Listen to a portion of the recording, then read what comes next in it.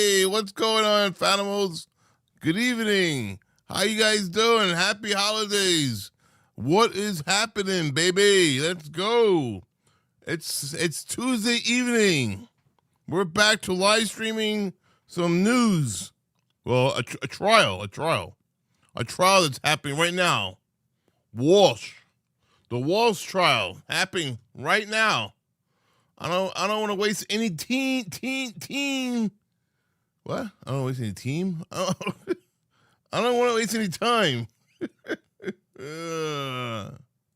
Has anybody watched the trial at all? I wonder. Brian Walshe, Massachusetts versus Brian Walshe. Maltese Falcon, Australia. How you doing? You got the first shout out, girl. Run that shit. Yeah, baby. You already know. Let's go. Where am I? You already know. Let's go. Polka Dot Susan, how you doing? Doc Bones, what's up? Ray, True Crime, how you doing? Sean B, what's up, Sean B? How you doing? Who else is here? Anybody else here? Eve, Dr. Eve is here. What's up, Dr. Eve? How you doing? Who else is here? Justice does ASMR 25. How you doing, Justin? Brian knows. What's up, Brian P knows? He knows something. I don't know what. And that's it. That's what the people I have here for now. Welcome, newcomers. Welcome. I'm glad you guys are here. I'm doing all right. How's you, Rich? I'm doing okay, too. Thank you for asking. Guys, I'm going to go right into the trial. I'm not going to waste any time talking. I want to see what happens. Opening statements, blah, blah, blah, blah, blah, blah, and blah, blah, blah. Blah, blah, blah, blah, blah, blah, and blah, blah, blah, blah, blah, blah, blah, blah, blah, blah. Let's go. Let's go. Let's go. Let's fast forward. Who is that? The mother? Is that Brian? Is that Brian's mother? I wonder whose mother is that? There's no sound yet. Sorry. No sound yet.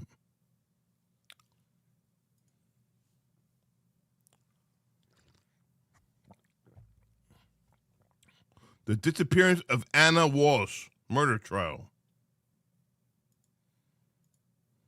Oh, here we go. He came in jail. Let's see him walk in. Let's get him walking in. Let's get Brian Walshe walking into the courtroom, guys.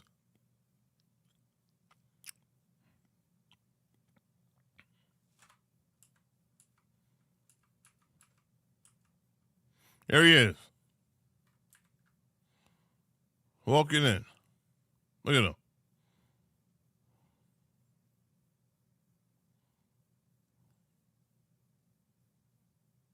What a loser.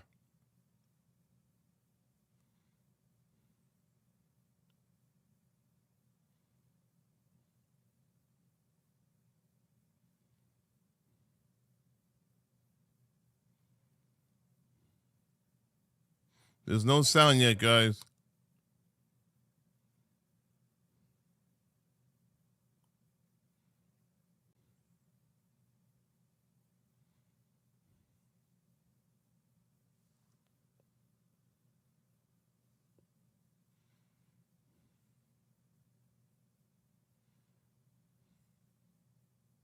Here we go. We got sound. Judge Honorable Diane Freinier.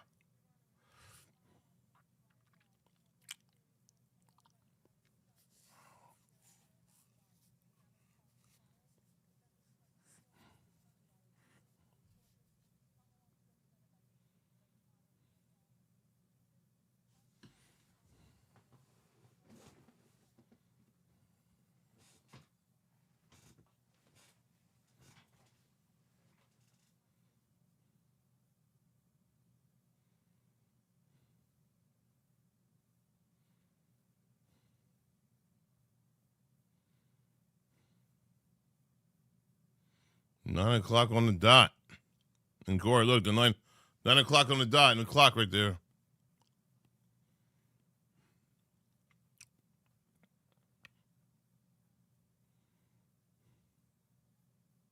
No, it's 9:08. My bad. 9:08. 9:09. I thought it said 9 o'clock. It's a 9:08.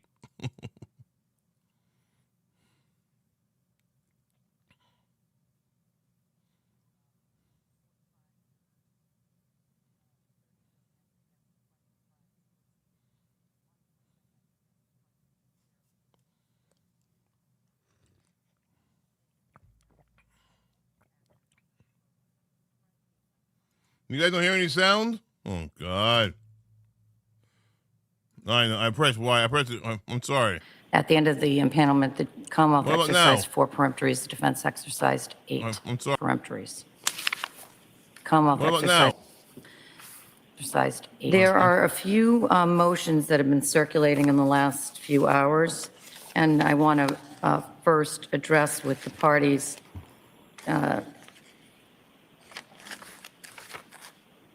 it doesn't have a paper number, but Thank you. has a title of defendant's motion in limine to exclude the evidence of the hole in the ceiling at the Walshe residence and the remainder of that, to which the Commonwealth opposed. Do either party wish to be heard on that in oral argument?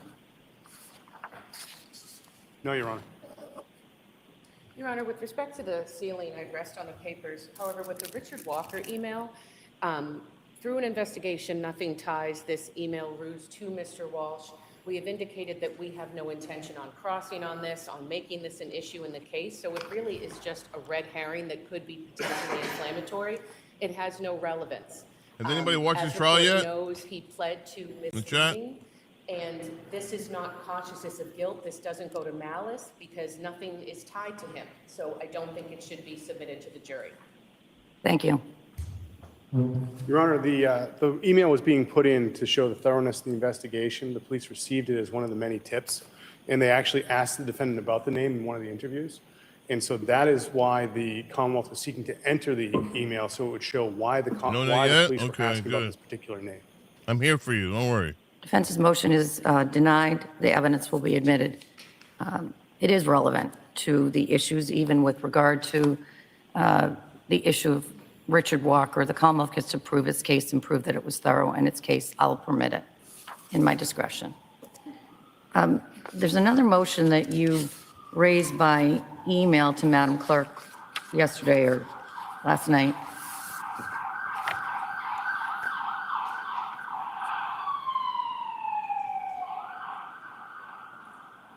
With regard to the emails of Mr. Fasto. And I asked this morning, 37. Madam Clerk, 47.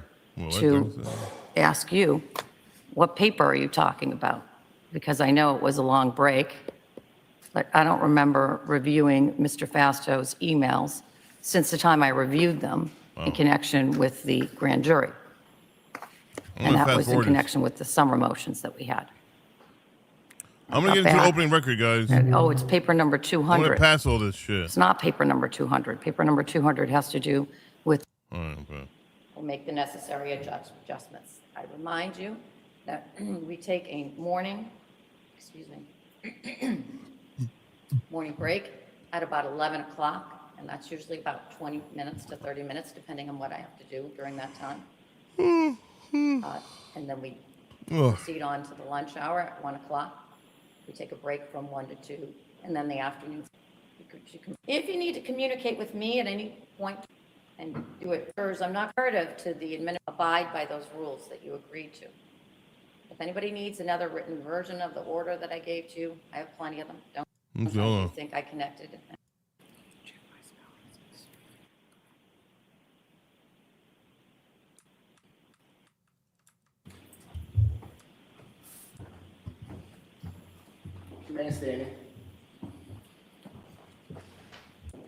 Jury coming in? Norfolk Superior Court, draw near, give your attendance and you shall be heard. Outside the Commonwealth of Massachusetts in this honorable court, please be seated. Please turn off your cell phones.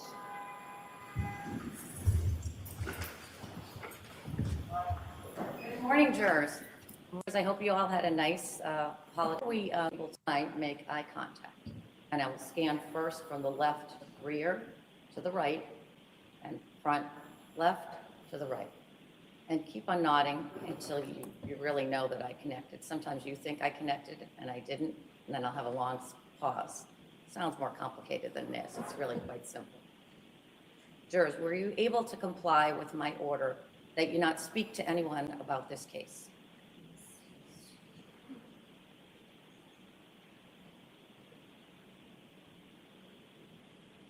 Were you able to comply with my order that you not do any research about this case? No research, no friend talking about it. I guaranteed half of them did. Were you able to comply with my order that you not go on social media or access any news? I'm sure they did. I'm sure they heard a lot of news over the weekend. Cat Randall, what's up? And you all still have open minds. All right, let's go. Let's get it started. It does. It does. Thank you, Your Honor. First, ADA Connor, to set how the case plays out. And the first custom I'll alert you to is that the Commonwealth opens the case first. ADA Connor. Thank you, Your Honor.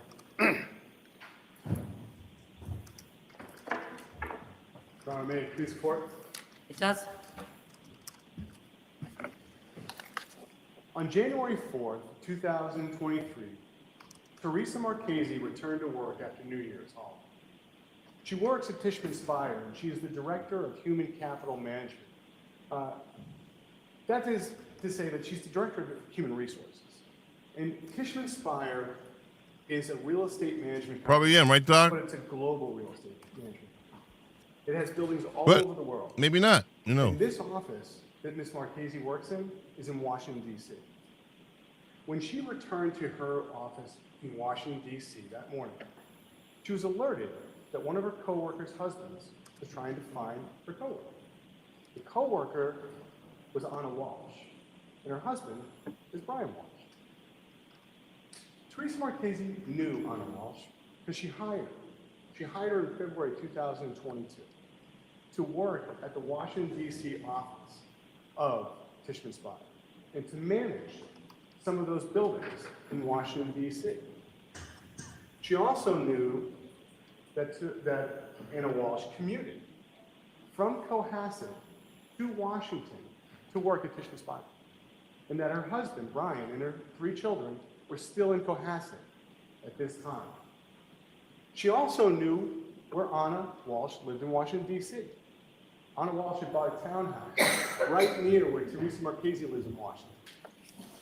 So when she heard that Brian Walsh was looking for Anna, she got concerned. And she spoke to her boss, Jeff Chubb. And the two of them went into a conference room and called Brian Walsh.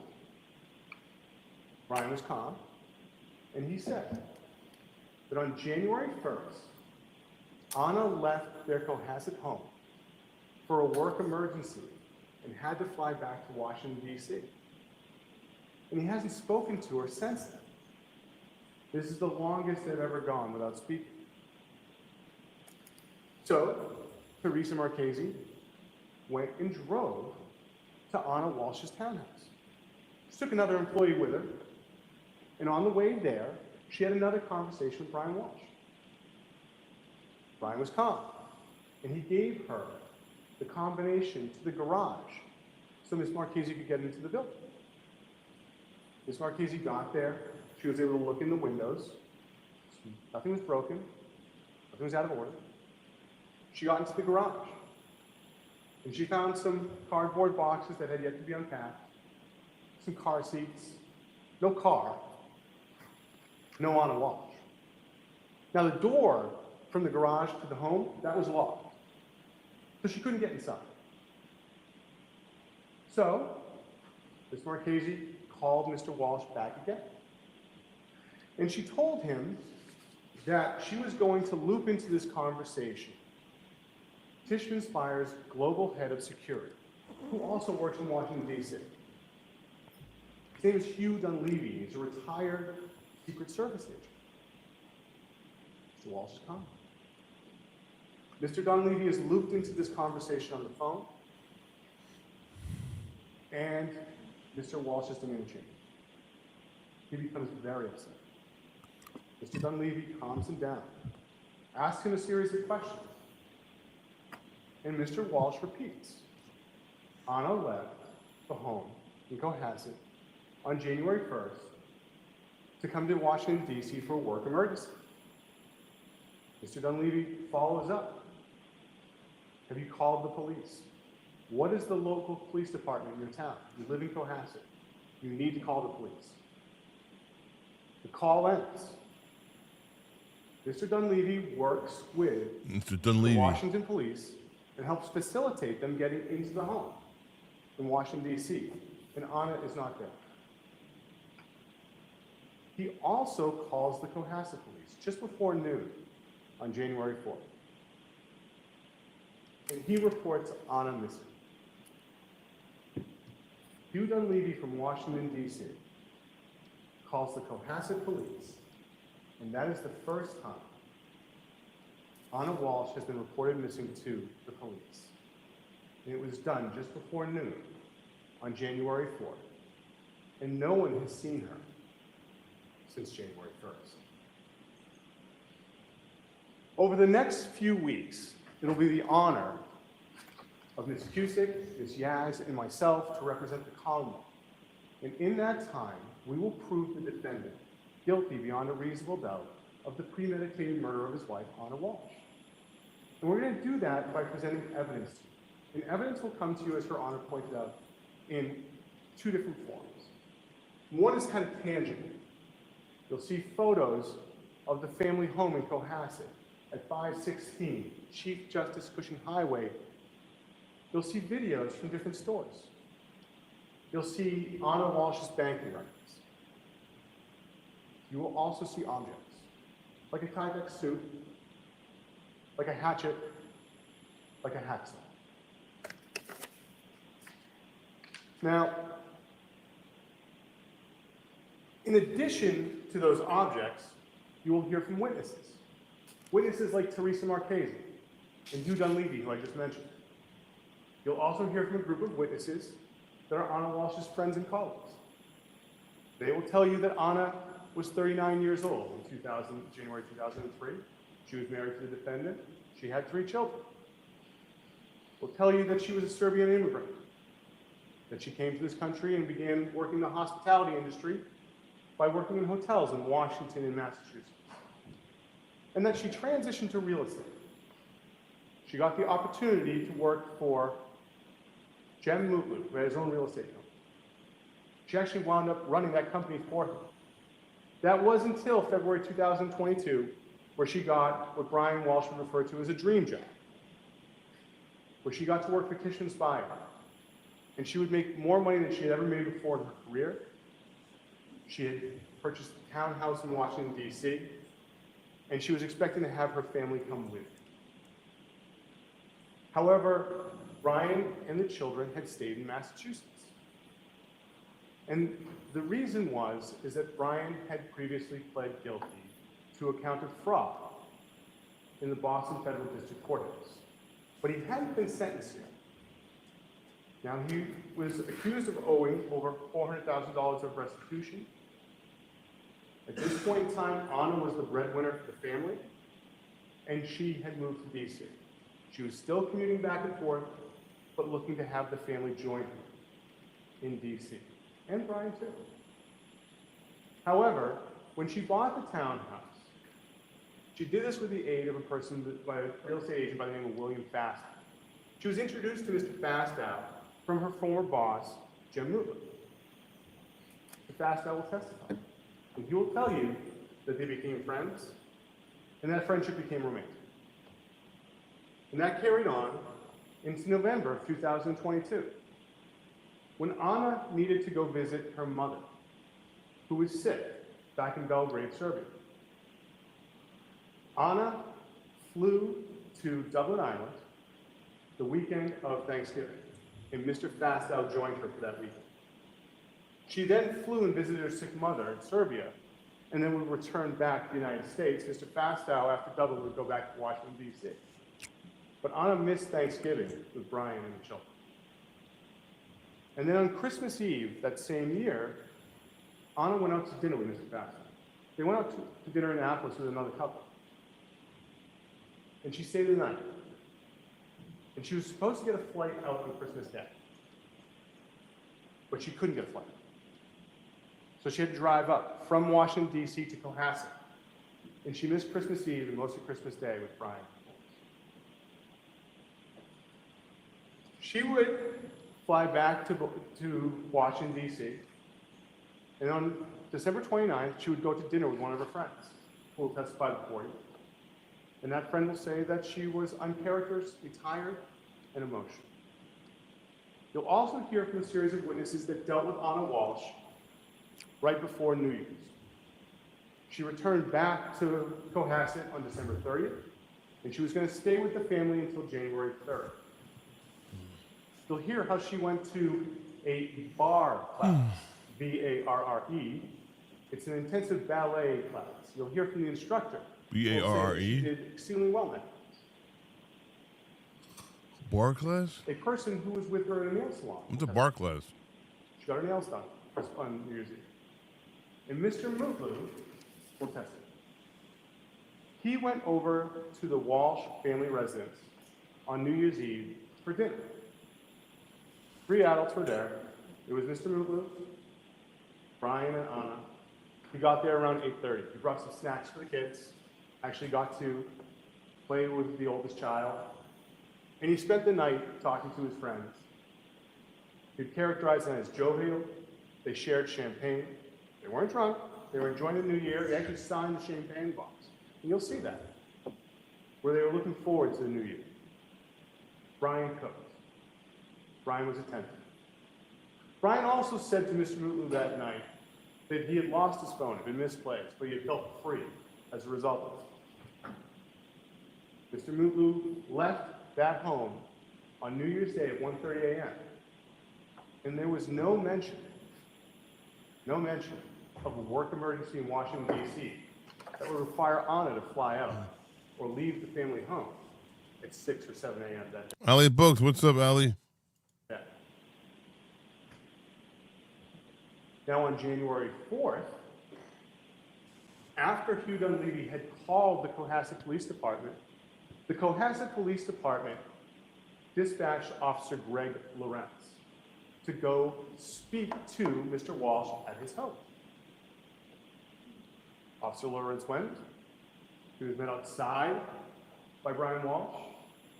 Brian Walshe informed Officer Lawrence that Anna had left on January 1st, had taken an Uber or Lyft to Logan Airport to fly out to Washington, D.C. for a work emergency.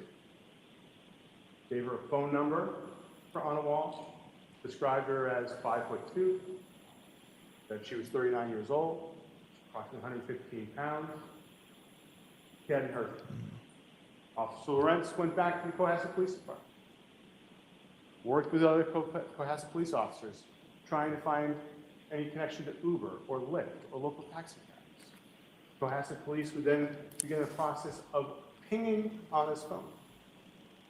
You're going to get to see the records from that, but essentially the process involves the cell phone carrier, in this case Verizon, sending a signal onto the phone to try and locate. And the Verizon records will show that the last time that phone that belonged to Anna Walshe interacted with the network was shortly after 3 a.m. on January 2nd. And when it did so, it was in the area of the Walshe home. That same day, Cohasset Police also tasked Detective Schmidt with investigating this case.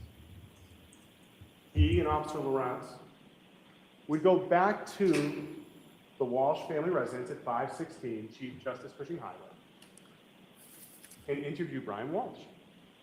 And he recorded it. You'll get to hear the recording. And Brian will talk about how Anna was commuting back and forth from Cohasset to Washington for work, how there were some issues with his federal case and how Mr. Mutlu had come over for dinner that night on New Year's Eve and how Anna had to leave between 6th and 7th on January 1st. He also, in that interview, described what Anna was wearing when she left the home. Blue-gray hunter boots, a black jacket, and an Hermes watch. So Sergeant Smith will testify before you, and he will tell you that he worked on this missing person investigation and called in additional resources to help. On the 5th, he had his own department do a search of the woods near the family home. On the 6th, he called in a task force made of several different police departments to do further searching of the woods in and around the Walsh family home. Contacted the state police to use their resources. He also got the opportunity to speak to Mr. Walsh on January 5th, January 7th, and January 8th. And when he did those interviews, he was accompanied by detectives from the state police. And those interviews were recorded. And you'll get to hear those interviews. And Mr. Walsh, during those interviews, will explain that he and Anna were happily married. He had no knowledge of any extramarital affair. That Anna had her dream job. That it was taking care of the family. And conversely, he didn't take a salary this year out of his company that was a consulting company. He told the police that he owed over $400,000 in restitution on his federal matter, that this case was causing stress on his marriage, that he might have to go to jail. He said that they were very happy and that the biggest problem was that they were apart. Brian also told the police that Anna's job had caused her to miss Christmas Eve and Christmas Day with the family.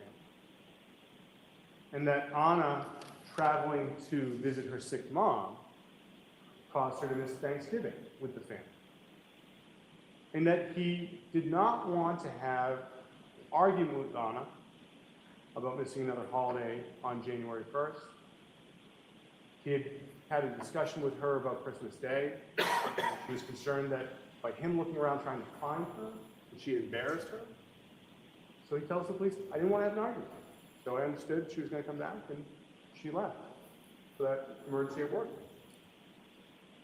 You'll also have access to financial records that will show that Anna Walsh had approximately $200,000 in accounts at Fidelity, and that there was over $1 million in life insurance in Anna Walsh, and that Brian Walsh was the beneficiary of those policies. And in addition to the Cohasset police, the Massachusetts State Police also worked with them on trying to find Anna. You're going to hear from two troopers in particular, Trooper Nicholas Marino and Trooper Connor Keith. They are digital forensic specialists. They have special training in examining computers, tablets, phones, and in this matter, they had the opportunity to examine a MacBook, iPads, and cell phones that were at the Walsh house. And they will explain that on Christmas Day, when Anna had missed Christmas Eve and was, after spending the evening with Mr. Fastow, and was driving up from Washington, D.C., the cell phone that Brian Walsh was using looked up Mr. Fastow on the internet. And that on December 27th, a MacBook that used the Apple ID for Brian Walsh, between 8:30 and 9 o'clock, researched best strategies to divorce for a man, best state to divorce for a man, Washington, D.C. divorce laws. On December 29th, Brian Walsh's cell phone was researching buildings that Anna Walsh managed for Tishman's Fire and emergencies she had handled for them in the past. Trooper Guarino will also explain to you the internet history of that MacBook that had Brian Walsh's Apple ID beginning on January 1st. At 4:54 a.m., the MacBook searched best way to dispose of a body, and then went to similar websites for more than an hour.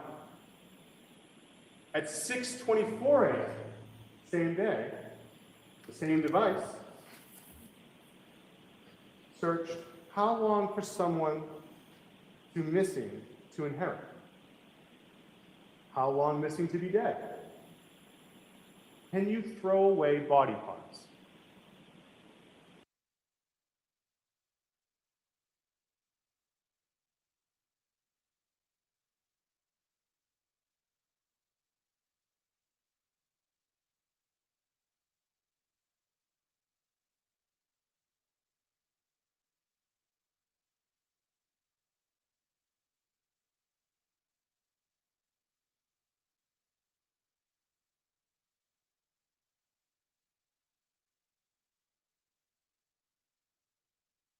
Sorry. Oh my God, I muted my thing because I was doing something. I was just reading the how long. I was just reading the questions he was asking the defendant. He Googled, not questions. He's like, wait, well the questions he asked Google. He asked Google how long missing to be dead. Can you throw away body parts? Oh my God. Can you throw away body parts? Wow. Let me see what else there is here.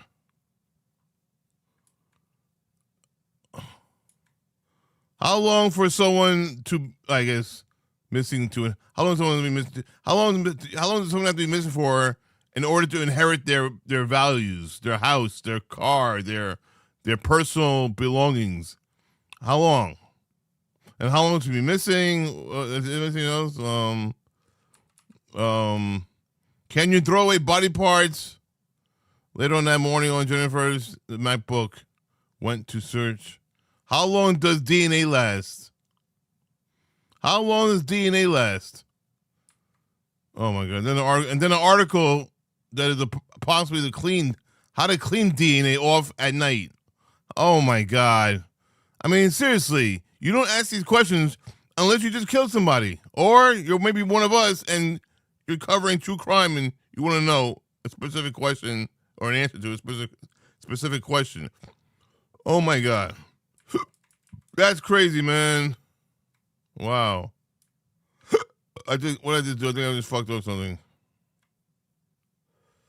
I don't know, man. That's crazy. I just fucked up. What did I fuck up on? I fucked up on something. Let me see. How far did I go back? The last time that phone that belonged to Anna Walsh interacted with the network. How far did I go back, guys? I Or fucked lived up. to Logan Airport to fly out to Walsh. They weren't drunk.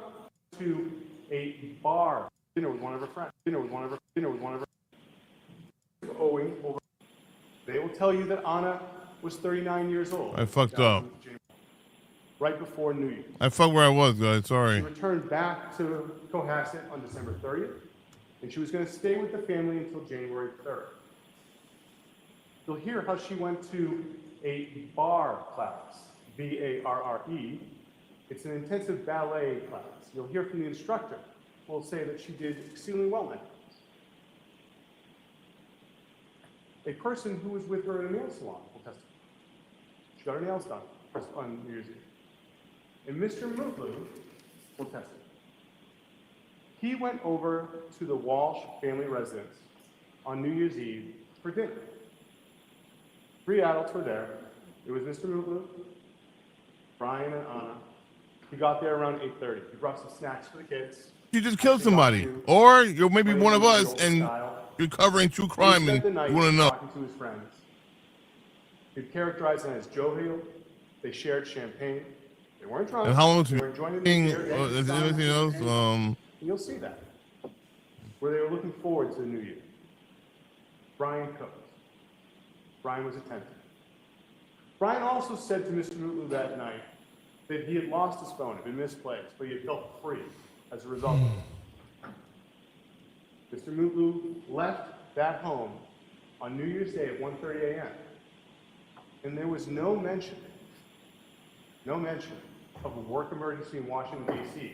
that would require Anna to fly out or leave the family home at 6 or 7 a.m. that day. Now on January 4th, after Hugh Dunleavy had called the Cohasset Police Department, the Cohasset Police Department dispatched Officer Greg Lawrence. Did we hear this part yet, guys? I was searching the stupid questions and I lost track of the time. Did we already hear this part or just play it? I'm not sure. I forgot. I don't remember. To go speak to Mr. Walshe at his home. Officer Lawrence went. He was met outside by Brian Walshe.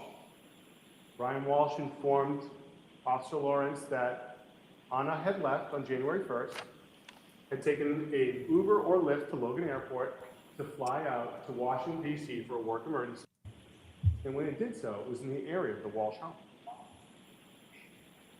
He will tell you that he worked on this missing person investigation and called in additional resources to help. On the 5th, he had his own department do a search of the woods near the family home. On the 6th, he called in a task force made of several different police departments to do further searching of the woods in and around the Walshe family home. Contacted the state police to use their resources.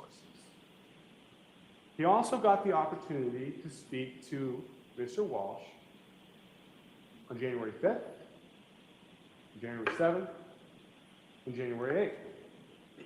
And when he did those interviews, he was accompanied by detectives from the state police. And those interviews were recorded. You'll get to hear those interviews. And Mr. Walshe, during those interviews, will explain that he and Anna were happily married. He had no knowledge of any extramarital affair. That Anna had her dream job. That it was taking care of the family, and conversely, Dream job. he didn't take a salary this year out of his company that was a consulting company. He told the police that he owed over $400,000 in restitution on his federal matter, that this case was causing stress on his marriage, that he might have to go to jail. He said that they were very happy and that the biggest problem was that they were apart. Brian also told the police that Anna's job had caused her to miss Christmas Eve and Christmas Day with the family. And that Anna traveling to visit her sick mom caused her to miss Thanksgiving with the family. And that he did not want to have an argument with Anna about missing another holiday on January 1st. He had a discussion with her about Christmas Day. He was concerned that by him looking around trying to find her, that she embarrassed her. Wow. So he tells the police, I didn't want to have an argument. I can't believe we're watching the trial already.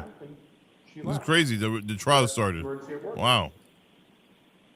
You'll also have access to financial records that will show that Anna Walshe had approximately $200,000 in accounts at Fidelity, Wow. and that there was over $1 million in life insurance in Anna Walshe. Wow. He And wanted that her Brian dead. Walshe was the beneficiary of those policies. No, he wanted her dead, man. He wanted her dead. He was the beneficiary. He was dying to get that money. Oh, man. What a stingy fucker. What a stingy motherfucker. And in addition to the Cohasset police, the Massachusetts State Police also worked with them on trying to find Anna. You're going to hear from two troopers in particular, Trooper Nicholas Torino and Trooper Connor Keith. They are digital forensic specialists. They have special training in examining computers, tablets, phones, and in this matter, they had the opportunity to examine a MacBook, iPads, and cell phones that were at the Walshe house. And they will explain that on Christmas Day, when Anna had missed Christmas Eve, Yeah, he wanted that money, after man. spending the evening with Mr. Fastow, He wanted that money. He don't care about. He didn't care about her. from Washington, D.C., So sad. the cell phone that Brian Walsh was using looked up Mr. Fastow on the internet. And that on December 27th, a MacBook that used the Apple ID for Brian Walsh, between 8:30 and 9 o'clock, researched best strategies to divorce for a man, Wow. best state to divorce for a man, Washington, D.C. divorce laws. On December 29th, Brian Walsh's cell phone was researching buildings that Anna Walsh managed for Tishman's fire and emergencies she had handled for them in the past. Trooper Guarino will also explain to you the internet history of that MacBook that had Brian Walsh's Apple ID beginning on January 1st. At 4:54 a.m., the MacBook searched best way to dispose of a body. And then went to similar websites more Wow. than an hour. That's crazy. At 6:24 a.m., What a loser. same day, What a loser. the same device searched how long for someone to missing to inherit. Oh my. Oh yeah, here we are. We How are. long missing This is it. We made it. We made it back to it, guys. Oh my God. to be dead. Can you throw away body parts? Later on that morning, on January 1st at 9:33 a.m., the MacBook went to search how long does DNA last? And then an article. Is it possible to clean DNA off a knife? Oh my God. 30 minutes later, the MacBook researched disposal of a cell phone. Damn, Danny, how you doing? At 10:28 a.m., the MacBook researched, I am the user of my wife's credit card. She is missing. And again, on January 1st, at 11:28 a.m., it searched, best way to dispose of body parts after a murder. After a murder. After a murder. Guarino will Who do? I'm sorry, but again, who Googles that stuff unless you did When you that do it. stuff? Unless you did that, you would never Google that stuff. Unless you're like a sleuthing guy like us, talking about crime every fucking day. But wow. websites and searches done by the MacBook in the morning and early afternoon on January 1st, and that these websites were about cleaning blood with ammonia, bleach, and hydrogen peroxide. Crazy. Websites visited included those as whether it is better to throw away crime scene clothes or wash them. One site was entitled, "You want to get away with murder? Use a special deterrent." Yeah, who does that exactly? This type of activity on the MacBook continued into January 2nd. No one does When it that. looked up, how long does Lowe's keep security footage? How to saw a body. How to sew a body? He asked that? How to sew a body? And how to dismember a body? Yo. Remember a body. Dude. Look at it's so crazy how the questions that are asked, the camera is now on top of him. Yes. That man right there asked in the computer how to sew a body and how to dismember a body. Guilty. Yeah, what in God tarnation is going on over here? Holy Can you shit. be charged with murder without a body? Can you identify a body with broken teeth? Yeah, after she went missing. The MacBook also visited websites for Holy shit. apartment complexes. Wait, what about teeth? The Mac Can you what? Can you be charged with murder without a body? Look, can you be charged with murder without a body? Can you identify a body with broken teeth? Can you identify a body with broken teeth? Wow. The MacBook also visited websites for apartment complexes in Brockton and Chelsea. One in particular, Chatham West in Brockton. Brian Walsh told investigators that his phone, which was an iPhone 13 mini, had been misplaced and not found until the afternoon of January 2nd, 2023. When investigators examined that phone, they learned that it had been connected to a power source. And it had been unlocked 4 times by either using the face or the passcode. Investigators will also tell you that the location data from that Look at his phone nose. shows Yo, his nose. Look at his nose. His nose needs to be broken and put back to be put in shape. Look at that nose. Oh my God. That's a cracked nose. that it remained in the Walsh residence until the Something. afternoon of January 2nd, 2023. I'm surprised he didn't get his nose done at an early age. He looks like the type of guy that will get his nose job done. However, there was another phone in the Walsh residence, an iPhone SE, which belonged to one of the children. When investigators examined the location data from that phone, they found that on January 1st, the phone traveled to a Walgreens in Cohasset, Looks like Andy Garcia, right? A little bit, yeah, he does. then to a liquor store nearby the defendant's mother's home, an apartment complex in Swampscott, to a CVS in Danvers, to a Lowe's in Danvers, and to a Stop and Shop in Swampscott. You will see the surveillance video from those stores. You'll see the video from Walgreens, where a white man with dark hair using a credit card buys Band-Aids and antibiotics. You will see on the surveillance video at the CVS in Danvers that a white man with dark hair, now wearing a mask, buys hydrogen peroxide using cash. You will see the surveillance video from the Stop and Shop in Swampscott, where a white man then goes buys ammonia with cash.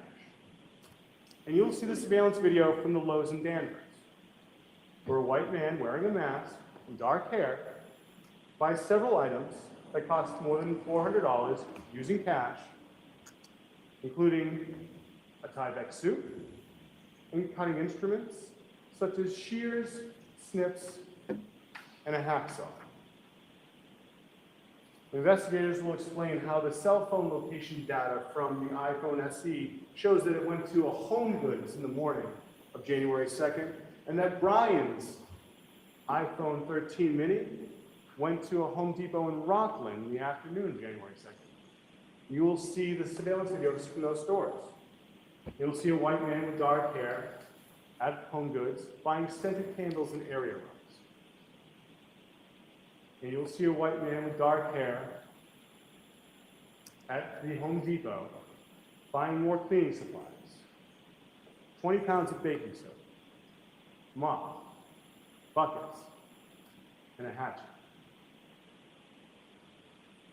The investigators will also explain to you that Brian Walsh's cell phone on January 3rd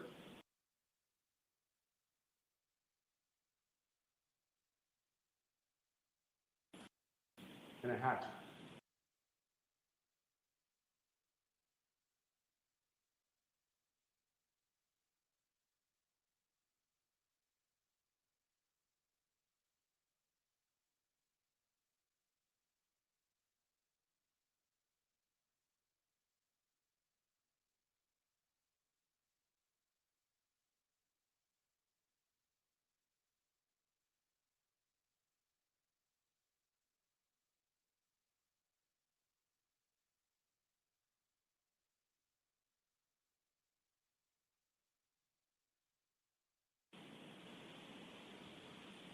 The investigators will also explain to you that Brian Walsh's cell phone on January 3rd was located near apartment complexes in Brockton. You will see the surveillance videos from some of the apartment complexes, including one of Chatham West. You will see someone go into the dumpster and then leave. The investigators will also tell you that on January 5th, Brian Walsh's cell phone was in the area of dumpsters and a trash compactor by his mother's apartment complex in Swampscott, and that this was before he was interviewed by Detective Schmidt later that night. On January 9th, the police went to those dumpsters, and they took that trash compactor and that dumpster to a facility in Peabody, where they searched the contents of both. And they found an Air Mary's watch, blue-gray hunter boots, a black coat, a COVID vaccination card with Anna Walsh's name on, rugs, a Tyvek suit, a hammer, shears, snips, a hatchet, and a hacksaw. The police will tell you that these items were packaged and brought back to a laboratory, and they were brought there for examination. And how some of these items were examined for DNA. And the DNA was compared to samples they had from Anna and Brian. And scientists from the state DNA lab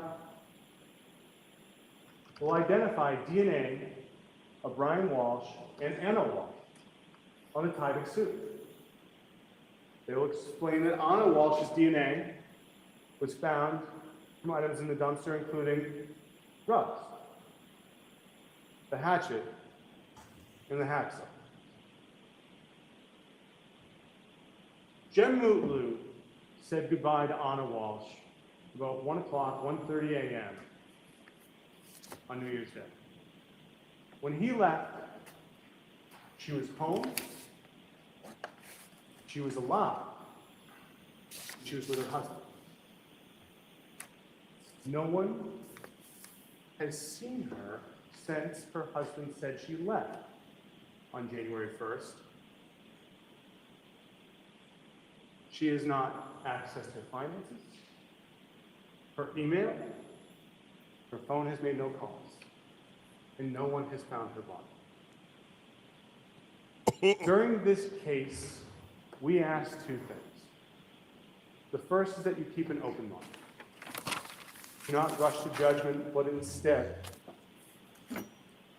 see how all the evidence fits together. Pay careful attention to the timing of certain events. And second, use your common sense. Don't leave it home. Bring it with you here as you make your examination of every piece of evidence. Crazy. Wow. And at the end of this trial, we will speak to you one more time. And it is at that time we will ask that you find the defendant guilty of murdering his wife with deliberate premeditation. Thank you. Thank you, 88 Connor. Chairs, why don't you take a break and stand up? Well, that was take simple. a leg. That was pretty simple. You may be seated. Next. Brian Walsh. There we go. Brian Walsh. Lied to the police. Lied to him on January 4th. Lied to him on January 5th. Lied to him on January 7th. He's a big liar. A big fat liar. Brian Walsh went to Lowe's and bought tools. Brian Walsh went to Home Depot and bought tools. Brian Walsh, beginning about 4:54 a.m., began a frantic and tragic search that you will hear about. You'll hear the evidence of that. You will hear evidence that those searches evolved from how best to dispose a body to even darker subject matter. As he wrestled with the fact that Anna Walsh was dead. She committed suicide, right? That evidence that you will hear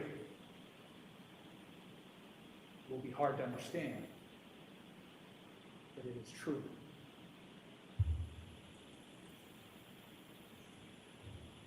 On January 1st of 2023,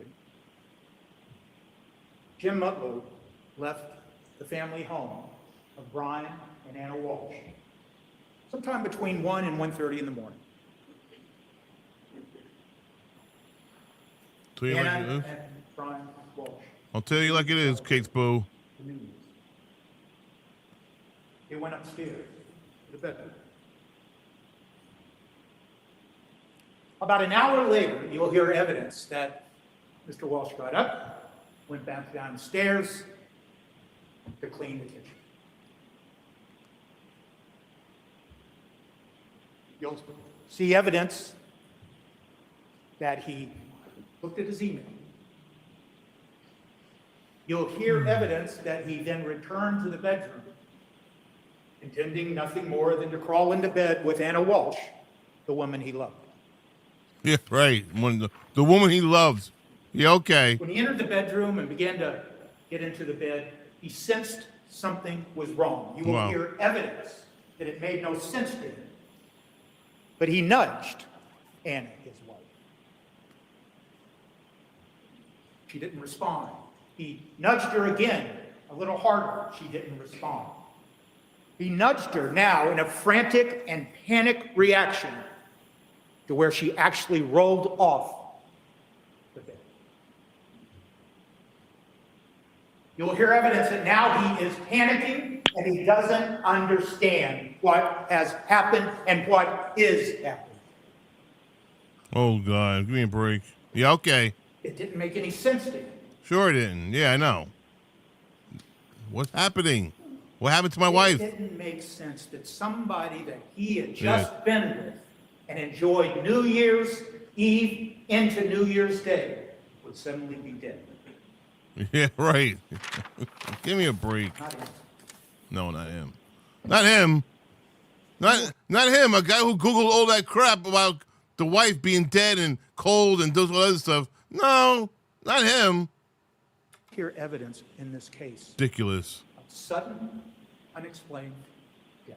So ridiculous. You will hear evidence that it is real. You will hear evidence that it happens in young people and old people. You will hear evidence it happens in male and female. You will hear evidence it happens during the day and during the night, that it happens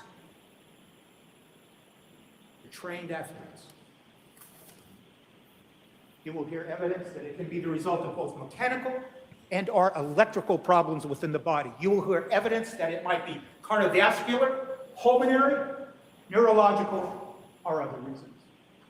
You will hear evidence that it occurs in people who have never manifested a symptom that something might be wrong. Hi, And in Jenny. fact, you will hear evidence that sometimes the first manifestation How you that doing, something Jenny? is or was wrong with someone is the sudden, unexplained. That's the evidence you will hear in this case. It lies. You hear lies. Sudden, unexplained death is known within the medical community and the forensic community. But it is to this day not well understood, and that is the evidence you will hear. And it is not well known to non-medical professionals. And you will hear evidence. Brian Walsh never imagined somebody suddenly died. 1 hour he's with her, he cleans the kitchen, he comes back up, and she is dead. Yeah, right. Sure. Okay. For what You will reason? hear evidence in this case. that How is she Brian dead? Walsh and How is Anna she Walsh dead? loved each other. How is she dead, Yes, bro? there was stress in the marriage. Stress born out of a simple problem that took its toll. And that's the pending federal case that had begun in 2018 and was still going forward. And what happened was, over time, Anna Walsh got a job in D.C. with the support of Brian Walsh. It was a huge stepping stone in her career. It paid twice the salary. And they talked about it. And you will hear evidence that they had to make a decision. Brian could not leave Cohasset because of the pending federal case. So who would take care of the children? While Anna worked in D.C., Brian would. And he did. There was stress in commuting back and forth between D.C. and Cohasset.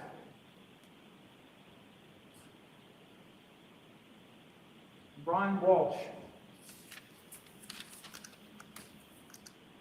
experienced that stress too. And Anna Walsh and him talked. They talked about it on Christmas Day of 2022. And that's what the evidence will be. Yes, there was an affair. You will hear evidence of an affair. An affair does not make someone a bad person, does not make someone a bad mother. Make no mistake about that. Right. But yes, there was an affair, not between Brian Walsh and anyone, but between Anna Walsh and William Faster. Oh, okay. Got an affair going on now, huh? The evidence is, That's why he murdered her, maybe. will An be affair? that Anna Walsh did everything she could to hide that affair. That she did not tell her closest friends, her confidants, some of whom lived in D.C., the same person, Alyssa Kirby, that she spent December 29th with, drinking and talking about her life. She hid the affair. William Faster will tell me that he was unaware of any plans of Anna ever telling Brian about the affair. William Fasto will testify that they behaved differently in public in D.C. to make sure there was no appearance of the affair. William Fasto will testify that Anna Walsh told him she would be devastated if Brian ever learned about the affair. Brian Walsh didn't know about the affair. He did know. Anna Walsh had a crush on William Fasto because she told him. And he did not react in a jealous way. And you will hear evidence that over the close to decade that these two people were in love, and all you have to do is look at the evidence and the photograph you'll see of Anna Walsh. And the evidence will establish she is a beautiful woman. And it was not unusual for her to comment to Brian. I had some man look at me today. I think he liked her. Where you going, Cat? That didn't upset Brian. Not over. You leaving already? Years. And when she told him that she had a crush on William Fasto, the man who had sold them the $1.3 million townhouse in D.C., it didn't upset Brian. He trusted her.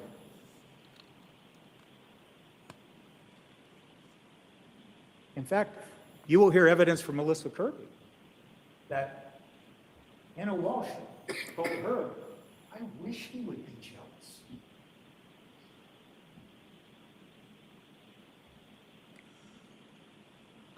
Oh, man.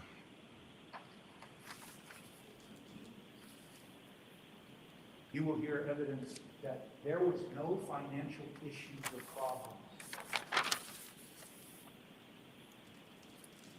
Anna Walsh had just got that job in the early part of 2022 that paid close to $300,000 a year. Didn't he steal some They own paintings? that townhouse in D.C.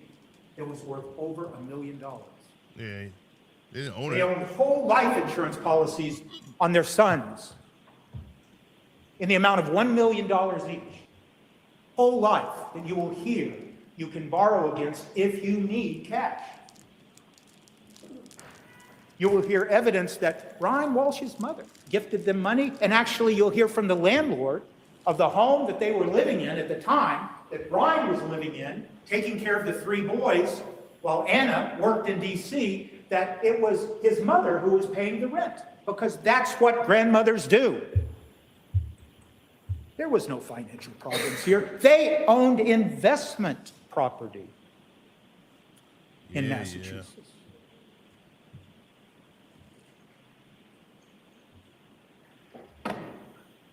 The evidence in this case is that Brian Walsh loved Anna Walsh. You will hear that she spoke of him in glowing terms to William Faster. That she said, I want people to see the Brian that I know.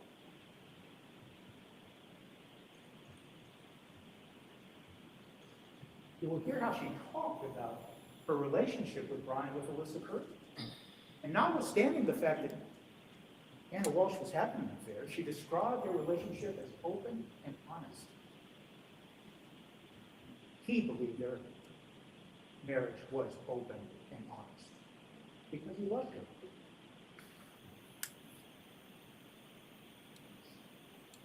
You will hear how she described Brian as her best friend to her friend Alyssa Curry.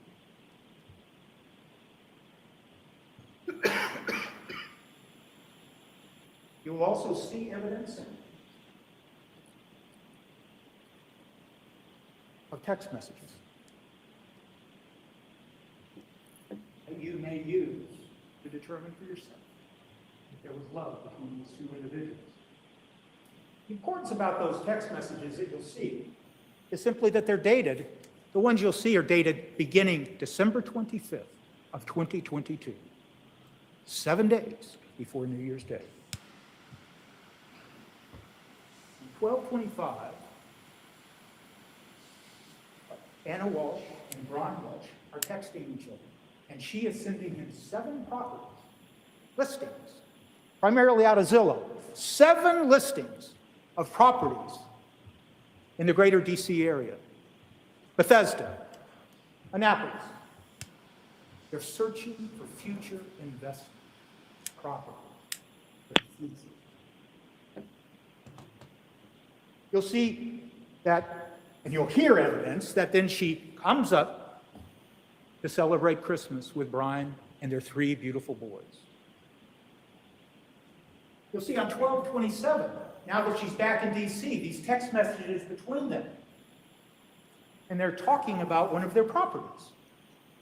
And they're talking about the fact that it in tastes so fact good. sold. So tasty, like vanilla. So now they need to figure out what to do with the proceeds.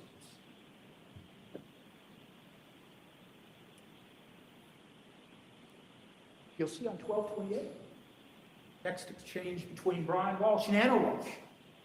Now, she's back in DC. She's not feeling well. She's telling Brian, I don't feel well. So I'm going to stay at home and work at home today in DC. And they joke. And on the text, Brian says something like, well, I guess I'll have to get you a I know. phone." You love somebody so much you want to kill them. That's sad. You love somebody, but you want to kill them. Wow. I'll tell you what. I'll buy the plunger. You buy me that Porsche. Why? Because Anna Walsh wanted a Porsche. And what you see on that text exchange, right after she says that, is you'll see postings that he sent to her of the Porsches he'd been shopping for the woman he loved. You're right. And you'll see in his medical that he was shopping for Porsches because she had asked for them. He didn't have a choice. That's why. What the fuck? She wanted a car. On 12/29, you'll see a text exchange between them where they're talking about a 3-story brownstone that she had found that maybe they'll buy for an investment. And you'll see the text references to how much it cost, the square footage it's up and below. You'll see text exchange between them where they're talking about possible renovations in the future. They are talking about the future. And this is on 12/29. And then on 12/30, simple texts between them about her catching her flight from DC to get to Cohasset for New Year's. She texts him, I've landed.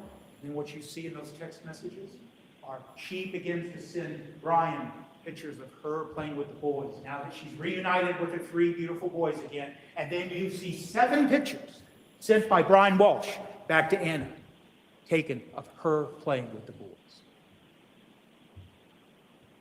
And how do they sign off these texts? You'll see them. Brian says, love you. And Anna Walsh says, love you too.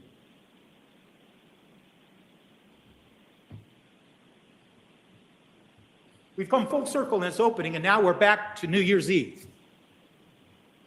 And Jim Mutlow, the family friend, is invited by Anna to come to the house to celebrate New Year's Eve. You'll hear evidence that he was thrilled. He was thrilled to be with two people he'd known for years, but he hadn't seen in some time.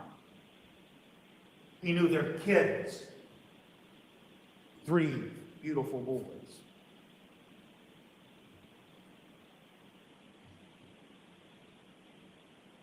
He'll describe how when he drove up in the driveway, Anna Walshe ran down the driveway in her heels, no coat, on a cold winter day to hug him. And then what happened? They all went into the house. And what was occurring in the house? Brian was cooking New Year's. He was feeding them as they all talked for 4 to 5 hours. And what were they talking about? They were talking about the future. They were talking about investments. Anna Walshe told a story about how Brian had found a ring for her and the whole adventure of finding the ring and buying the ring. And she talked about it in glowing terms when she talked about how Brian did that.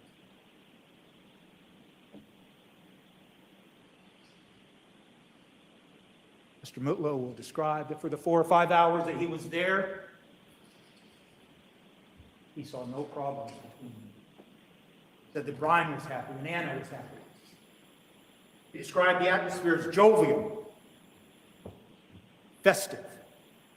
He described it as loving.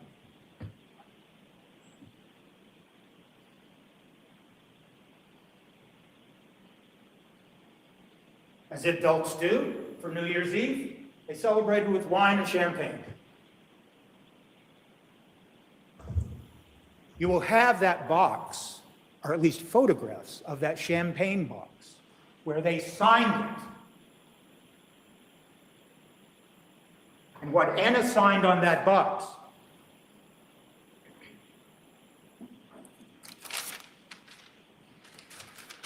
she wrote, "Let's make 2023 the best one yet." She went on to say, courage, love, perseverance, compassion, joy, and signed it, love. Nothing was more important to both Anna and Brian but those 3 beautiful boys. They had talked about the problem of the federal case. It was stressful. When you heard in the Commonwealth's opening the reference to a divorce search, please understand that the other evidence will be that that singular search occurred between conversations between Anna and Brian about the sale of their property. You'll see that that search occurred about 8:30 on 12/27. And why is that important? The evidence will show that the only time Anna Walshe talked about divorce with William Fastow, she talked about it in terms of Brian and I attempting to preserve the family assets. Why is that important? Because yes, there was $400,000 of restitution that was going to come due. And yes, Brian may have had to go to prison for some time. And what did that mean? It meant that there was going to have to be arrangements, not just to pay the money, which wasn't going to be a problem, but the boys had to move up to D.C. because Brian could no longer take care of them. And there would be all that added expense. And they went so far as to talk to Robin Howe, their nanny, their babysitter, and asked her if she would consider moving up.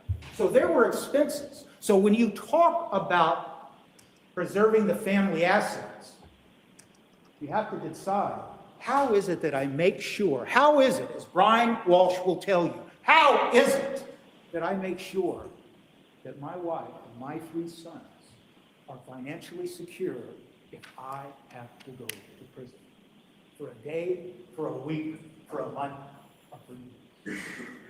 That's what they were talking about. And in all of the other digital data that the Commonwealth has been poring over for 2 years, you will not hear evidence of any other conversations about divorce. And you won't hear it from William Fastow.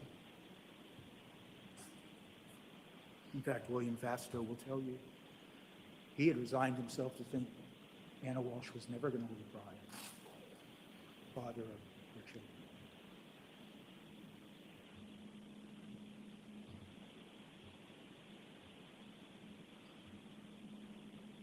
Jim Mutlow left around 1:30. Brian Walsh and Anna Walsh went upstairs. He went back down to the kitchen about an hour later to clean it up. And then the impossible, the unimaginable happened. It didn't make sense to Brian Walsh. It was confusing. He never thought anybody would believe that Anna Walsh was alive 1 minute and dead the next. And all he could think about were those 3 boys. What would happen to their 3 boys now that Anna is no longer here? What will happen if they think he did something bad to Anna? Where will those 3 boys go? And so, he told the story. He told lies. He tried to hide so he could hang on to those boys.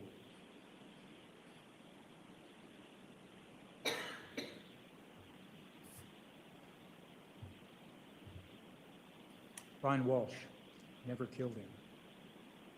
Brian Walsh never thought about killing him. Never think about that.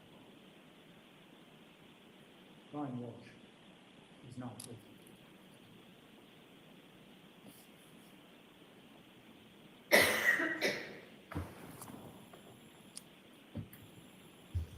Jurors, once again, why don't you stand up, shake a leg?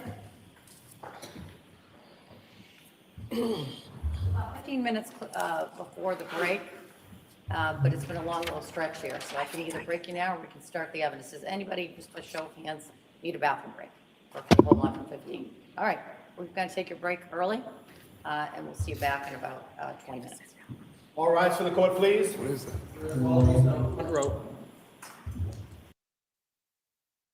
Disruptive to what you're doing? Thank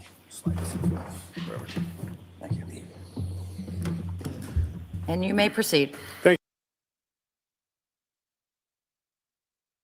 you, Your Honor. Sir, could you state your name and spell your last name for the record?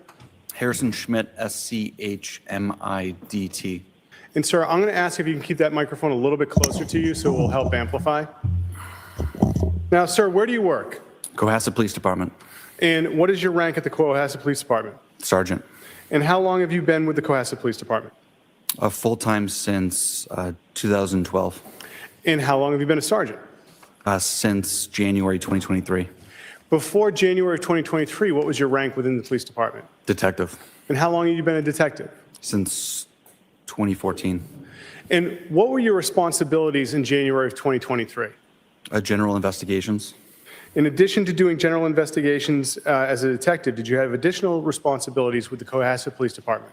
Yes. The lead firearms instructor, taser instructor, certified to certify officers to become firearm instructors.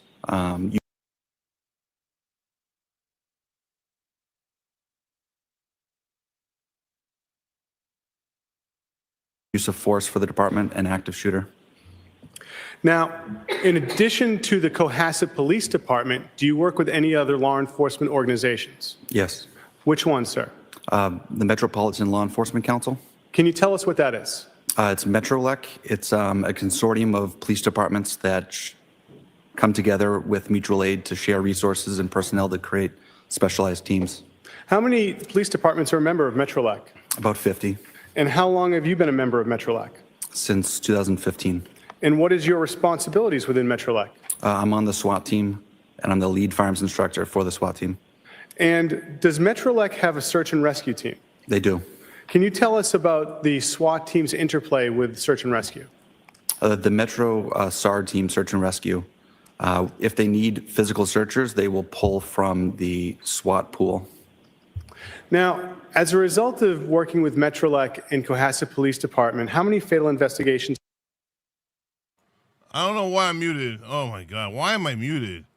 Anyway, Drew, one Drew Manners, I meant to say thank you for your compliment in the chat, bro. Thank you. Run that shit. You should have taken the blood. Yeah, I'm taking my blood pressure. Have you been involved in? Dozens. And Thank you, Sean. how many Sorry, missing Sean. person cases have you been involved in? Between both, about a dozen. And, sir, with your missing person cases, have you been able to recover each individual? No. And what are some of the reasons why not? Medical issues, exposure to the elements, suicide. Now, are you familiar with the investigation into the disappearance of Anna Walsh? Yes. How are you familiar with that investigation, sir? I'm the lead investigator. And when did you become involved in that investigation, sir? January 4th, 2023.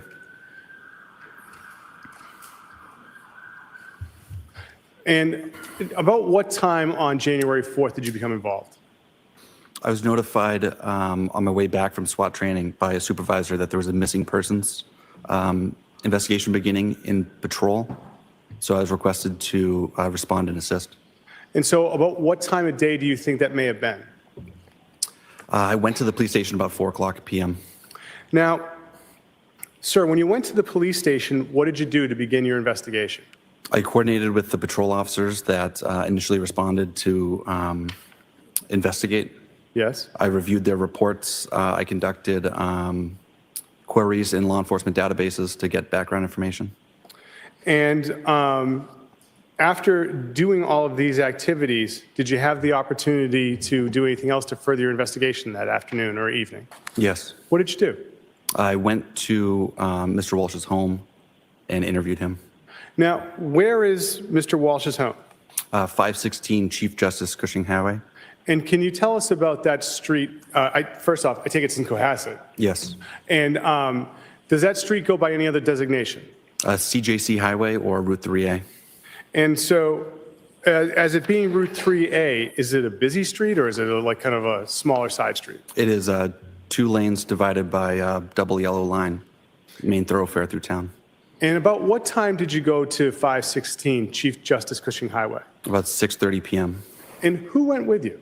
Officer Lawrence. And why did you bring Officer Lawrence? He was the initial patrol responding officer. And so that night when you got to the Walsh residence, can you tell us what happened when you arrived? I was greeted by Mr. Walsh. Okay. And when you were greeted by Mr. Walsh, who else was home at this point in time? His 3 children. 3 children. And Wow, what were the 3 children doing? Wow. They were eating McDonald's. And whereabouts? In the kitchen, there's a kitchen island that they were seated at. 3 children. Your Honor, with the court's permission, the Commonwealth would seek to what's been marked as Exhibit 1. You know, that's crazy. You had 3 children with one woman. You had 3 children with one woman, and then you kill their mother? Like, that's crazy. You killed your own kid's mother. Wow. A photograph with the file number SLD 7068. Wow.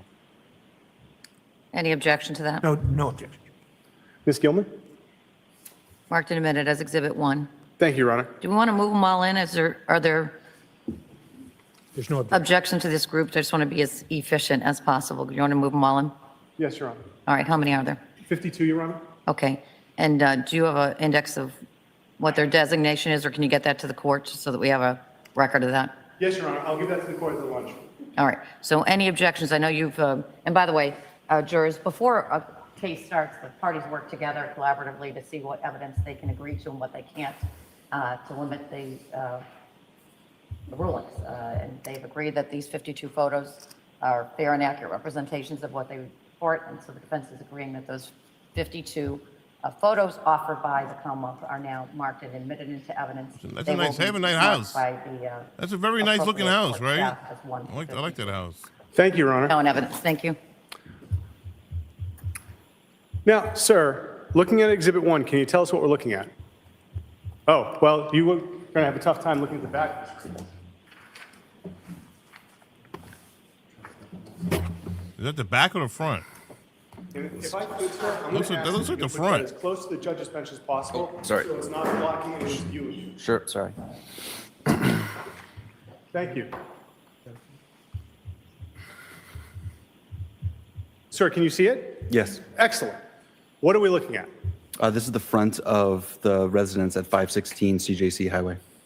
Thank you.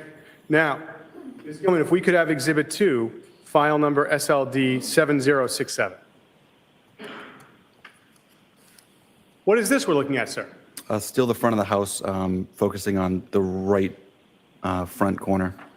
And at that right front corner, are there any other entrances or egresses to the house? Yes, there's a side door recessed on that little three-step porch.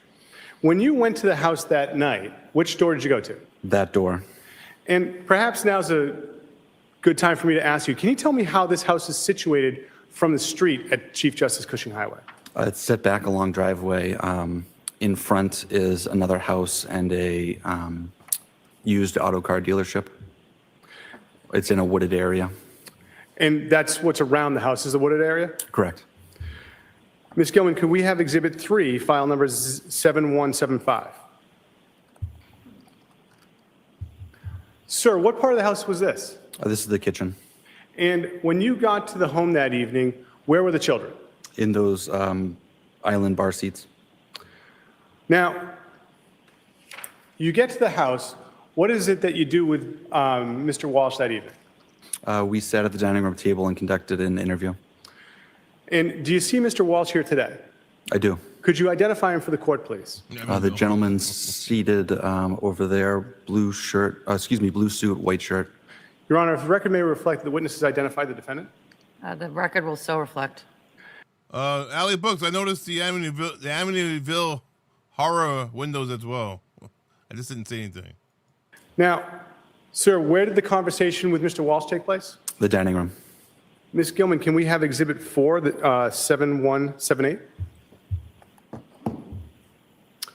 So, what is it that we're looking at here? This is the dining room. And where was Mr. Walsh when you had your conversation with him? Seated in that front right corner towards the camera. And where were you seated? The far seat, the seat that has that black jacket on the back of it, Where was Officer Lorenz? on the window bench. And where were the children while this interview took place? They were in and out of the room. And Ms. Gilman, can we have Exhibit 5, 7177? Sir, what are we looking at here? This is the area in between the dining room table and that kitchen island. And Ms. Gilman, can we have the next exhibit, Exhibit 6, 7131? I'm sorry, 7124. My apologies. And sir, what is this again? This is a closer view of that buffet table. in And the then dining when room. you were there that Yeah, night, that's not a buffet table. what was in the house as far as pets? Is that a buffet table? A dog. Ms. Gilman, can we have 7131, which I believe is Exhibit now 7? Sir, where is this in the home? If you go in that side door, you're in a hallway. If you take a right, there's a sunken-in family room. And is that dog the one that was home that night? Yes, Hans. Any difficulties with the dog that night when you were talking to Mr. Walsh? No, Poor Hans. And where was the dog that night when you spoke with Mr. Walsh? in that crate. Where is that dog now? Is he alive? Your Honor, I at this want point in Hans. time, the Commonwealth would seek to play the interview. I like of Hans. He's so the cute, January right? You guys like Hans? I have not marked this in the exhibit yet, but I have it on the individual drive. All right, subject to the Shout out to Hans. objections that have been preserved. Any other objections? No, Your All right, so this will be, are you offering it? I'm offering to have this marked as the exhibit, and All Ms. right. Gilman will be able to play it. It'll be marked and admitted now into evidence as Exhibit 53. Thank you, Your Honor. You won't look at them? Don't be scared, Callie.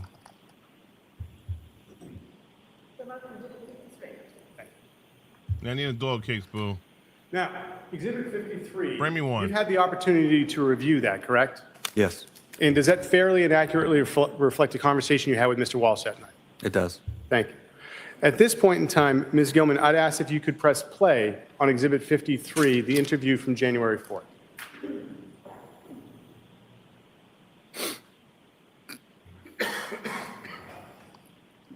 Okay, the quarter is on. It is 18:39 on Wednesday, January 4th, 2023. My name is Harrison Schmidt. I'm a detective with Cohasset Police. Present is Officer Lawrence. Are you going to show the video? Officer Brian, can you give me your name? Yeah, Brian Walsh, Brian Walsh, okay. Brian, what's your date of birth? 13175. Okay, and we're at your home, by... Show that shit. CJC Highway. Yes, it's right now. I want to see it. So...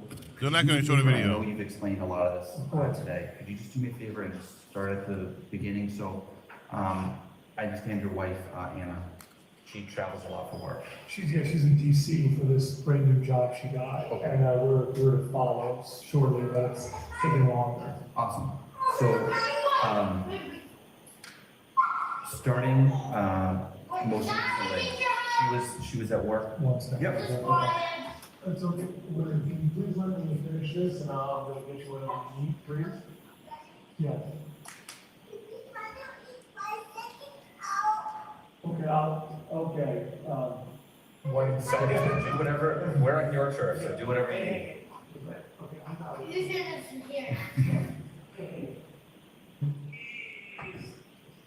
Thomas, you guys will behave, thank you. Me too, Monsieur Matters. So, most recently. I wish they were showing the video, though. Came home on, was it Friday? Friday morning she arrived, yes. Friday morning she came home, okay. And she flew from DC to. Yes, I can Okay. show you she sent me that information. Sure, I would love to.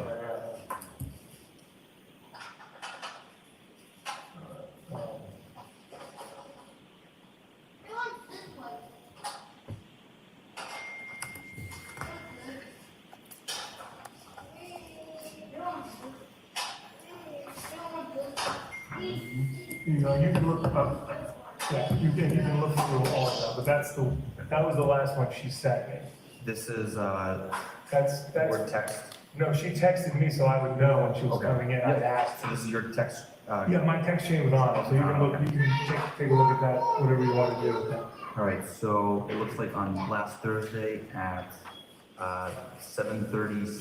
They are young, Allie. There's a screenshot of the JetBlue app, and it's a travel itinerary. It's a flight B6254, dated December 30th, from DCA, Terminal 2, the C28, to Boston, Terminal C, the C33. So it departs at 6:30 a.m. Arrives at Boston 7:57 a.m. And then do you mind if I just look at? Please look at anything that's gonna help you. Simply Deep. What's up, Simply Deep? She sent me some, she had a day with Thomas, so she sent me some, videos of that, and then you'll get into the area where I start texting her. She doesn't respond to me. And if you want to look at it, there's probably a year's worth of text there, if any of that is. I didn't see that yet, the Simply Deep. I'll look at it tomorrow. Thank you. Supportive, please. Sure. No, I'm not looking to Braxton, what's up, Braxton? How you doing? pry. I'm just really. I'm looking for this. open, trust me, that's, No, I appreciate it. So, Friday around 6:01 a.m., you text flight on time. right. She responds amongst other things, yes, boarding now.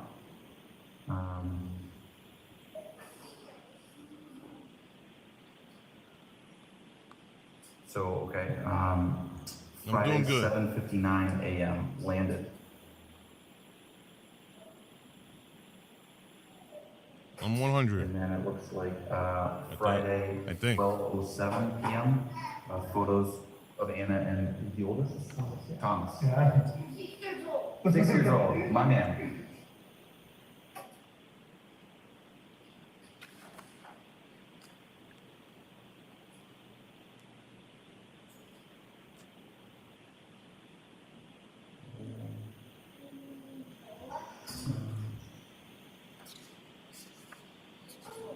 More photos Friday evening.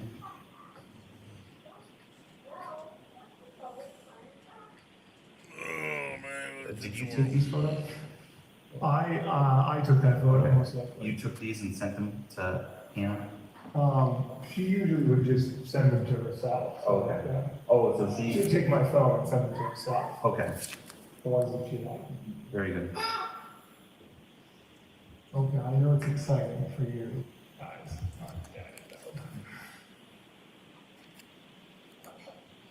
How do you kill your kid's wife? So that was, How do you kill your kid's mom? Friday at 6:33 p.m. Oh my God. And Anna sent this group of photos? Wow. I believe so. I took the photos. A lot of times I take the photos and she takes my phone and sends them to herself. Okay.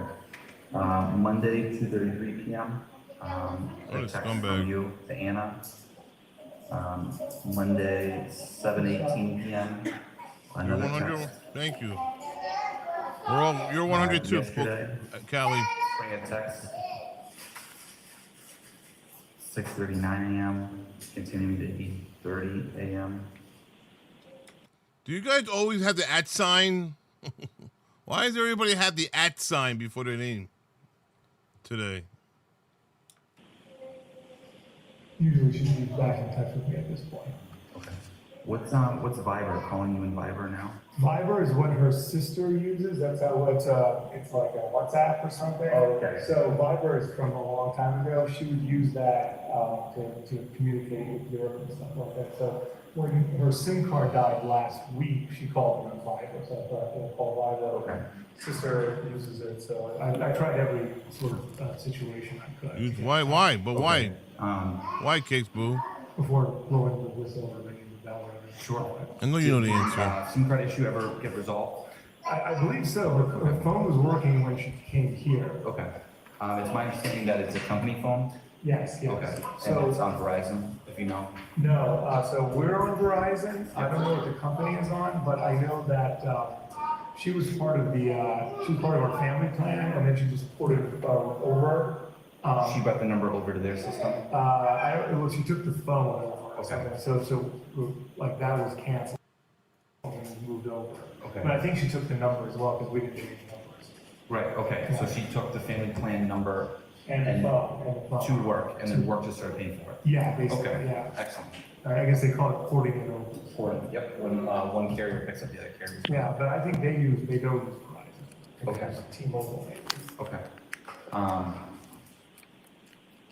Okay, so she flies in, I see the text around 7 a.m.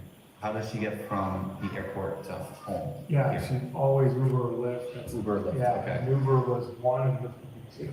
Okay, and then, so she gets dropped off here? Yeah, she, usually they drop her off further down because no one can find the place, so, Okay. but that's pretty much. Sure. So, That's why I was in contact, when she's arriving, there's more contact than when she's going to DC, normally like, she's, off pretty quick. So, Headed yeah, to work, focused right, on so work, she, right. so if it had just been reversed, it would have been a totally different situation, if I had heard from her, I would have known what's going on now. Sure. She's supposed to be here, so. sure. Okay, so she comes home Friday morning. Yes. Do you guys do anything together, or what are you doing? What, Yeah, so, Run me through the weekend if you don't mind. Yeah, with pleasure. I had some appointment. She was running late, so I took William and Brian to kinder care. That's where the daycare is where we pick them up from. Yep. And Thomas was off, so I said, would you like to have a day with Thomas? I was going to go, okay, Thomas. I just am going to do a few errands that I've already scheduled for. And then she was having a good time, and then I came back, and then we spent rest of the day with the evening with the kids, and then we hung out. How you doing, Claudia? She was a bit tired when she came. She wasn't feeling well.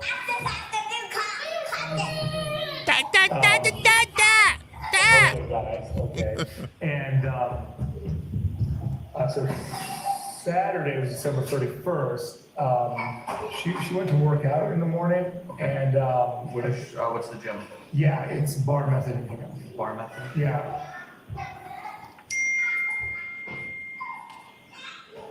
Okay. She went to Glossy Nails to have her nails done for the new year. Is that also in Hingham? I believe so, yes. On Go back to Friday. Do you guys just hang in the house? Or do Yes, you that's it, need to yeah. go? No, we didn't. These kids are just No, coughing. we were just taking the house, yeah. So she was here, you ran some errands. Yeah. And then you just hung out in the house. Yeah, then with the kids, doing that. Okay.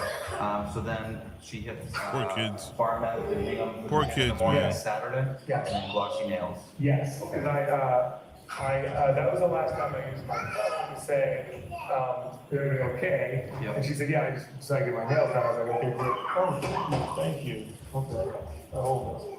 Rich would be a good 7-year-old. And then she said, I was a good then 7-year-old. she came over and she said, hey, I'm gonna take the kids, I give you a break. I'm gonna take the kids to a place in Canton, the Wonderland over there. It's an indoor Hi, place. 4 Chihuahuas. How you doing? Okay, so this is what, and then my son took my phone up to his room, okay. Sorry, okay. The kids are not. The kids are not in the courtroom, guys. The kids are on video with the interview of the father. Oh, thank you. Okay, Thomas, can you make a movie? Can you organize a movie for your brothers? Thank you so much. This guy's mesmerized by you. So what happened was, I was like, that would be great, so I get ready, because we're making dinner for her former boss, Jen. Okay. So she hadn't seen him face to face for a while, so I said, I got some time alone to prepare dinner and get everything together, and she took the Jim. Yeah, GEM. A lot of people call him Jim. He's been on the phone with me 5 times today as well. So he came over, and then we had Dinner here? yeah, we had dinner here. Yeah, we had dinner here. We celebrated the New Year, and then signed the bottle. She signed 23 being the best year ever, and then I'm working on it. 1, 2, 1, 2, 1, 2. There you go. Okay. Okay. See, that's how it happens. At that time, I didn't have access to my phone. Okay. So, sorry, he does that a lot. I apologize. He's not supposed to. The kids had the phone, right? Yeah, so William, the excited one, took it up to his room. I didn't know it was there, but I Oh knew my it would God. turn up. We have a lot of worry that it's gonna be thrown out into he had thrown out my wife's phone down there a while ago. Or internet stuff? That's Stuff the with age what? of the kids, but they have a tendency to throw stuff away. So then she's been on the phone a lot, or texting with work, and she mentioned with Jem that she was worried about work and things like that. Okay. And I was like, all right. She was scheduled to leave Tuesday morning early. And then she said that there was an emergency at work, one of the buildings, and that she had to leave early in the morning. Sunday morning. And I was like, okay, normally I would have been like, that's ridiculous, but she worked up until 7 p.m. on December 24th in another building in DC. Okay. So I thought, all right, this is, we're going to be together soon enough. She worked in DC, huh? Her job was in DC? Together, so, Do you know what kind of issue arose? she didn't explain it to me, Some kind of. but there was one of the buildings had a bunch of leaks, another building the FBI raided at one point, another building there was a disgruntled tenant, and so she was dealing with all of that. She's the regional manager there, so I didn't know because I didn't want, I was like, all right, whatever has to be done. Then she said, hey, I'm going to have time off for Martin Luther King Day. I can be here for 4 minutes. I feel bad for the kids' case, but because the mother's dead. Their father, who they love, killed their mother, who they love. So, what's after this happens, those kids aren't going to love their father anymore. When they find out, when they get older, they're going to find out what happened to their mother. 5 days, and I was like, well, that's great. That's great news. And then she only brings her bag. Her carry bag is normally a Louis Vuitton bag. Okay. And she didn't bring. She just brings a little bit of stuff. She's got a bunch of stuff all over this place, or she just goes and buys it. And then what happened? Then she woke me up around 6 and said she was going. She came down, I guess Thomas heard her and came down, and she said, I have to go. And he said, I love you very much. And she said, I love you very much. And then he said that she left and got in a taxi, but I don't think he saw it because it was further down. If you want to talk to him, but he said it was a taxi, and I was like, he described the car. He's like, well, I really didn't see it that. So I was like, okay. So he was coming down to get, I think, Maybe Anna said taxi. And maybe she's my driver, but I know that she was not driving. There's no way she was driving a vehicle. There's like zero possibility of that. Okay. When was she originally scheduled to fly back? Well, it was Tuesday at probably 8:30 or 8 or the early flight that she takes. What was I going to say? I never got the confirmation for that. Okay. But she usually just sends me her arrival because that's the most important for us once she's with the kids and everything and scheduling. Right. So. Okay. Does she particularly travel on JetBlue? Yeah, she got a JetBlue credit card. Okay. That gave her 80,000 points, and she doesn't like getting new credit cards, but she was like, well, we're doing this a lot. So she had gotten that. I had no access to that. She just got it, but she also started to use it more because she needed to spend a certain amount of money to get the points. So that changed our whole dynamic over the last month. Yep, that makes sense. So, Wow. she's been flying JetBlue lately. Is it a particular airport that she's going to as well? Yeah, I mean, it's JetBlue or American Airlines. American Airlines is the second. Okay. This is Jim. You guys don't want to talk to him, do you? Not yet, yeah. Cakes Boo, thank you very much for a member of 27 months. Oh my God. I can't believe you've been here so long, Cakes Boo. 20, that's 2 years and 3 months. Wow. That's a long time, Cakes Boo. How could it ever get that bad? No excuses, in my opinion. Exactly, I agree. No excuses. But wow, thank you very much for your 27-month membership, Case Boo. LYP. Love you platonically, seriously. I really do. Thank you. Yeah, One gotcha. So JetBlue number 1, American Airlines number 2. That's all I know. I don't think she ever took anything else. And someone said maybe she took a connecting flight. Wait, let me drop a bomb. Yeah. Here you go. Dragons! There you go. Let's go. Everybody become a member. She never took a connecting flight. Even once in the summer where they had the thunderstorms and she spent 8 hours at the airport. She didn't even consider, like, well, I just go get stuck somewhere. It's not DC or Boston, so it's no good. So I don't think that happened at all. I can't imagine that. And then it was always DCA and it was always Logan.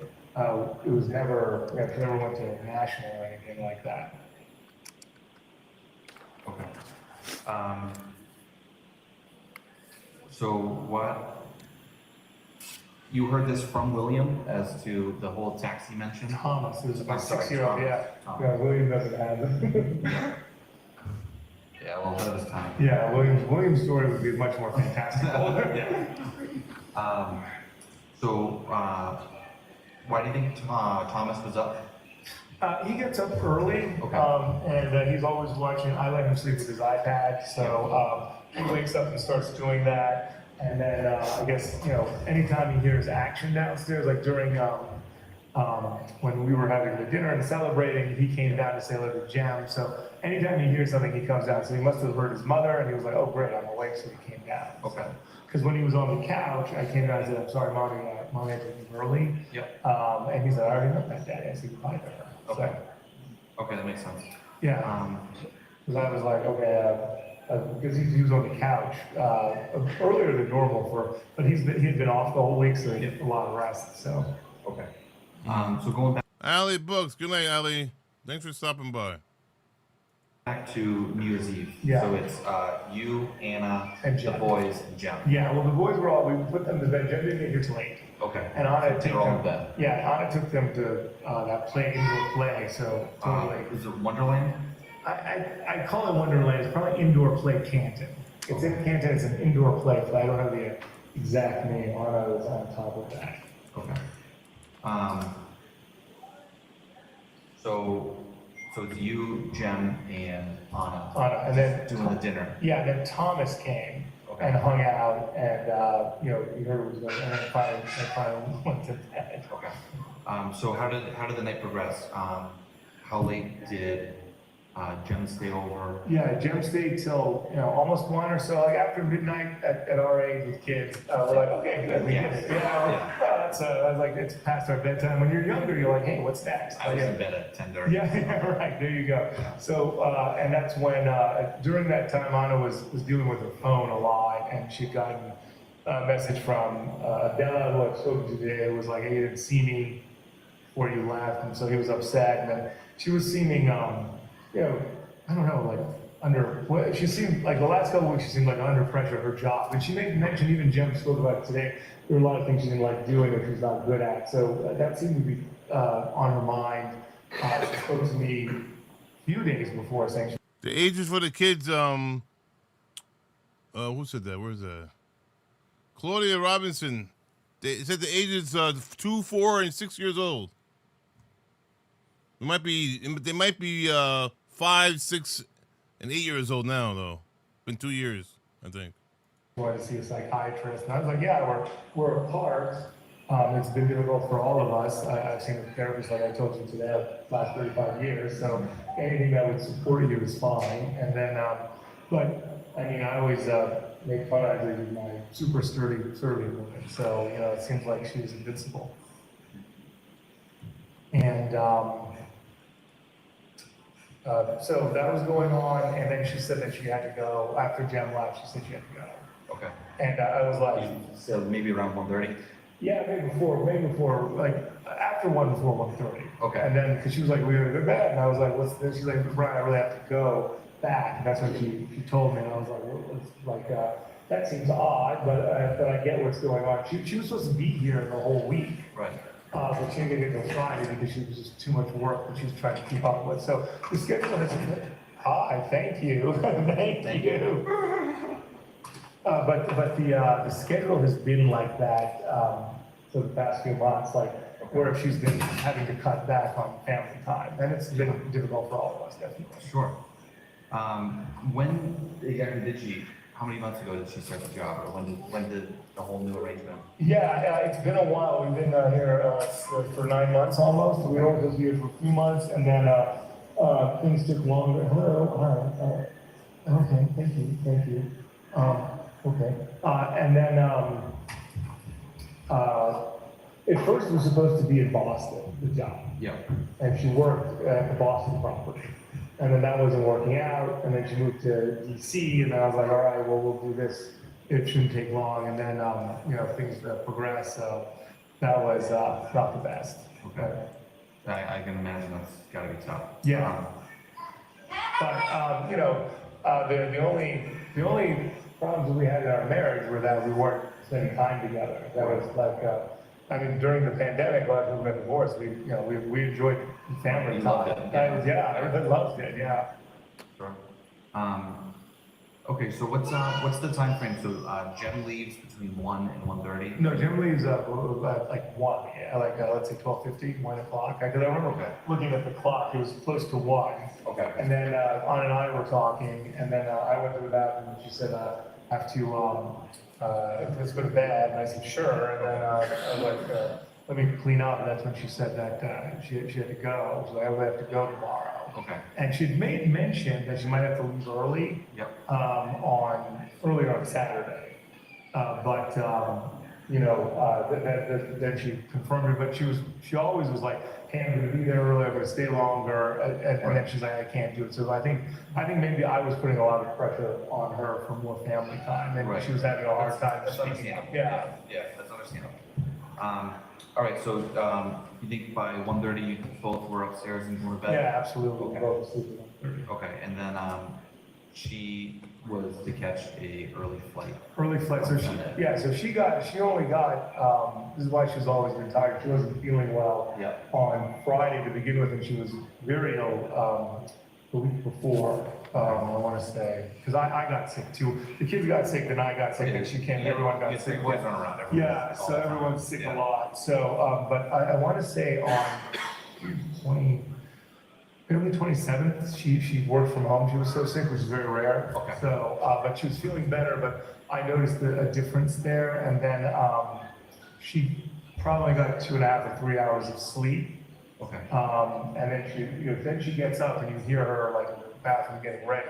Yep. And then it must have been 6. I didn't see the clock, but it was dark outside still. So. Okay.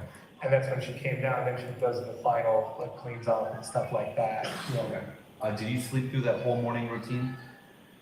Yes, I did. Yeah, I used to get up and she was like, "You're gonna be ruined. The boys are gonna get up." So Yeah. I was like, "You're right." But she comes and kisses me.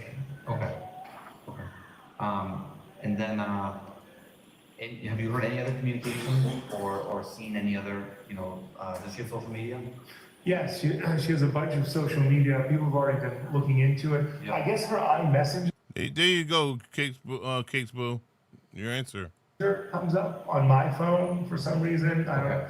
So people have been sending messages, and I think they're for me, but they're for Anna. Okay. And her Instagram, I have some access to, but I don't do any social media really, so it's her domain. But everyone has called saying that they thought that they saw some action on the Facebook, Jen and Adela, and I said it must be me. Comes through, and I look at it because normally I don't, but. Now I'm looking at everything that comes in. Yeah. But there have been I don't think there have been any new posts because I've asked everyone who does it. To keep an eye out. Yeah, if there have Okay. been any new, but it does not seem like she's on Instagram and Facebook. Instagram and Facebook. I don't know of any other platforms. All right, so Sunday morning when she leaves, Yeah. you haven't heard anything? Don't know. Okay. But just to be clear, I didn't have the phone, and last week it was the 24th. She had that work in Mazda building or something. So I didn't hear. We spoke in the morning, but I didn't hear from her all day. And then she was supposed to be here on a flight, and she missed that flight on the 25th. Okay. And she drove up. Okay. At that point, that's when I freaked out because she was coming here. So I'm like, well, where is she? I haven't heard from her. Right. Super weird. And that's when I said, you're missing. And I called Sally, her sister, This is the 24th. the 25th, I'm sorry, 25th, yeah. So Christmas? Christmas Day, Christmas Day. because she worked all night, New Year's Eve, Yeah. which I was not happy about, but I understand. She was supposed to be here early on the 25th. She wasn't here. And I didn't have, Jen sent me her flight info. Okay. That's one of the few times. So then I started to really get nervous, and I called Sally and Alyssa, and I called Jim, but I didn't say anything to Jim. And then I called my mother, and I was gonna file this person's report right there. So I was like, Yep. and then she called, said I'm driving up. I was at the airport. My flight was canceled. I was busy. I couldn't get in touch with you. Okay. And I was like, okay. So this time around, it was a bit different. She's going to DC now. And I didn't have the phone, so I just emailed her saying, I hope everything's okay, and all that's fine. So, where was your phone on Sunday? So Saturday at 11 a.m., I guess William took it and put it up in his bed. It was Thomas found it under his pillow on Monday at that 2:30 time when I got in touch with her. Okay. But I emailed her twice before that, but I was like, you know what, it's fine, I don't want to, every time my wife needs Right. 5 minutes. So, and then I started getting nervous. And then on Tuesday, I started to call around. And I remember her telling me, hey, don't call work. Don't embarrass me at work, Brian. And I was like, Right. sure. So I called Sally and everyone. And then I was like, and then this morning, that's when I was like, I have to. And We're going on another day. yeah. So now it's Wednesday today. Today's Wednesday, right? Yes. Okay, I'm sorry, I lost. And then this morning, that's when I started calling everyone Okay. and then the Tishman Spire people got back to me very quickly. Yep. I left a message at their off-site sales. I said, can you please say Brian Walsh called? I called another building that we didn't pick up, and I was going to call her boss, Jeff Chod. Who I didn't have his number, but I was looking for it. Yeah. And then it was Graham that called me and said, is everything okay? And I said, I don't know. She had work. And he said, I didn't see her yesterday. Okay. And that's when things kind of moved a lot quicker. Okay. All right, very good. That all sounds reasonable. Has she ever like forgotten her phone or left her phone here before? She's never left her phone, here. I mean, she's pretty good at it. It has happened. Yeah. It has happened, but, I don't think she's ever left her phone here. Okay. Does she ever turn the phone off or put it on vibrate or anything like that, or does she always keep the ringer on? No, she definitely, turns it on, well, in the evening we have Okay. to, so. Is she like on call at times where she would always keep her phone on, or is she okay to like just shut it off at night? She would like turn on the side, she never turns the phone off though. Okay. So the phone is almost always on. I mean, a lot of times she's running out of, battery. That would be my next Yeah. question. Is she one of the types that's always looking for her phone charger? Yeah, no, we have also the kids are destroying them all the time. And so here at the house, she's always looking for juice for her phone. Okay, okay. Is anything else come to mind that we should be aware of? I mean, I talked to my wife even though that we've been doing this for a while, we haven't had it, I talk to her a lot. And even if she can't talk, she sends me a text saying, I'll call you right back or something. I mean, it's very, very good. It's one or two times that I didn't hear from her, and then I freaked out, and then she's like, you need to take it easy. I mean, it's too much pressure crying. I said, sure, of course, I understand. Right. And now this time, I feel like I was not high pressure enough. I should have, done something more. So my mother is calling, and like she's like, what's going on? She wants to hire private investigators and stuff like that. So I was like, coming. So the detectives, they're coming. Global, the gentleman at Tishman Spire is head of global security. So Okay. I think we have a good shot here. Yeah. Do you have like shared or access to her Uber or Lyft Good account? question, No. Shakespeare. Yeah, I don't, Let me I don't Google really- it. I don't use any of that stuff. Yeah, I'm driving around, and I never did. It worked out when I was single. My friends would pay for all the Ubers, but Anna was always ahead with the tech and things like that. Okay. And since she was, I never did anything to learn about it because I didn't have to. So it's Right.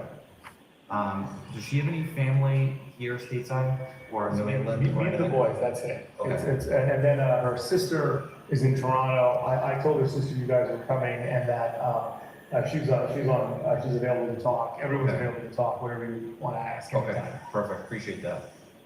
So she got a sister in Canada. Where's Anna's mother? Okay, so Anna's mother's in Belgrade, and Anna was just there. Her mother has been sick. She was here, and then when she got back to Belgrade, so she went up. She was going to the hospital to do some work. So she and her sister were both there to support her mother Okay. at the end of November, beginning of December. Okay, so not too long ago. No. And that's Serbia? Yes, sorry, Okay, yes, sir. okay. And Sally, her sister, called and let her mother know what was happening. Okay. Well, from here, the New York penal law states that it's a criminal statute that prohibits the concealment of a human corpse. Specifically, the law states that a person is guilty of this offense when they knowingly dispose of a corpse with the intent to conceal the fact that the death or to avoid discovery of the cause of manner of death. So that's what that is. Concealment of a human corpse. So any other siblings? It's basically just the three of them. It's her and Sally and Malaka as her mother. Okay. No brother or anything? No. Okay. Yeah, Heidi, what do you Any do? like half siblings or anything on the father's side? There is someone, his name is Milan.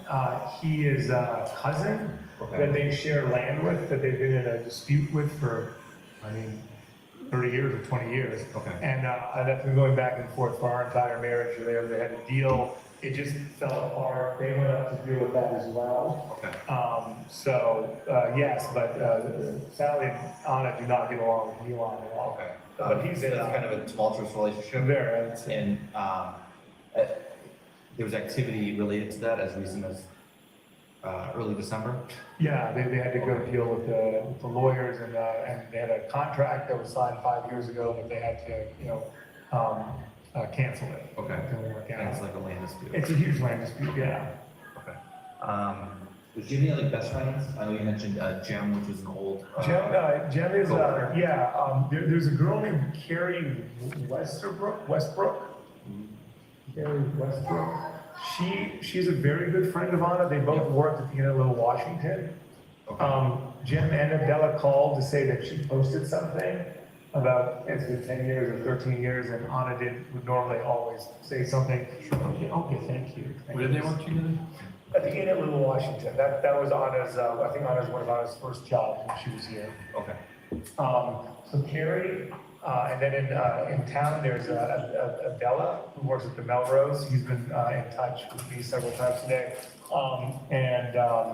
There's a neighbor, she made good friends with the neighbor. I don't know who the neighbor is though. That's Winta is her name, but I don't have any numbers. And she hasn't spoken about it for several months, which is, I guess now I think about it is odd. There's Alyssa Kirby. Peter Kirby lives in Marshfield, that's her brother, and Alyssa Kirby lives very nearby.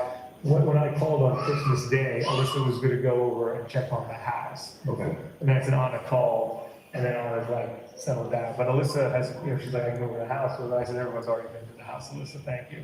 And these are DC contacts? These are, Alyssa is a DC contact, Adela is a DC contact, Carrie's in DC. The gentleman who sold us our townhouse, William Fasto is in DC.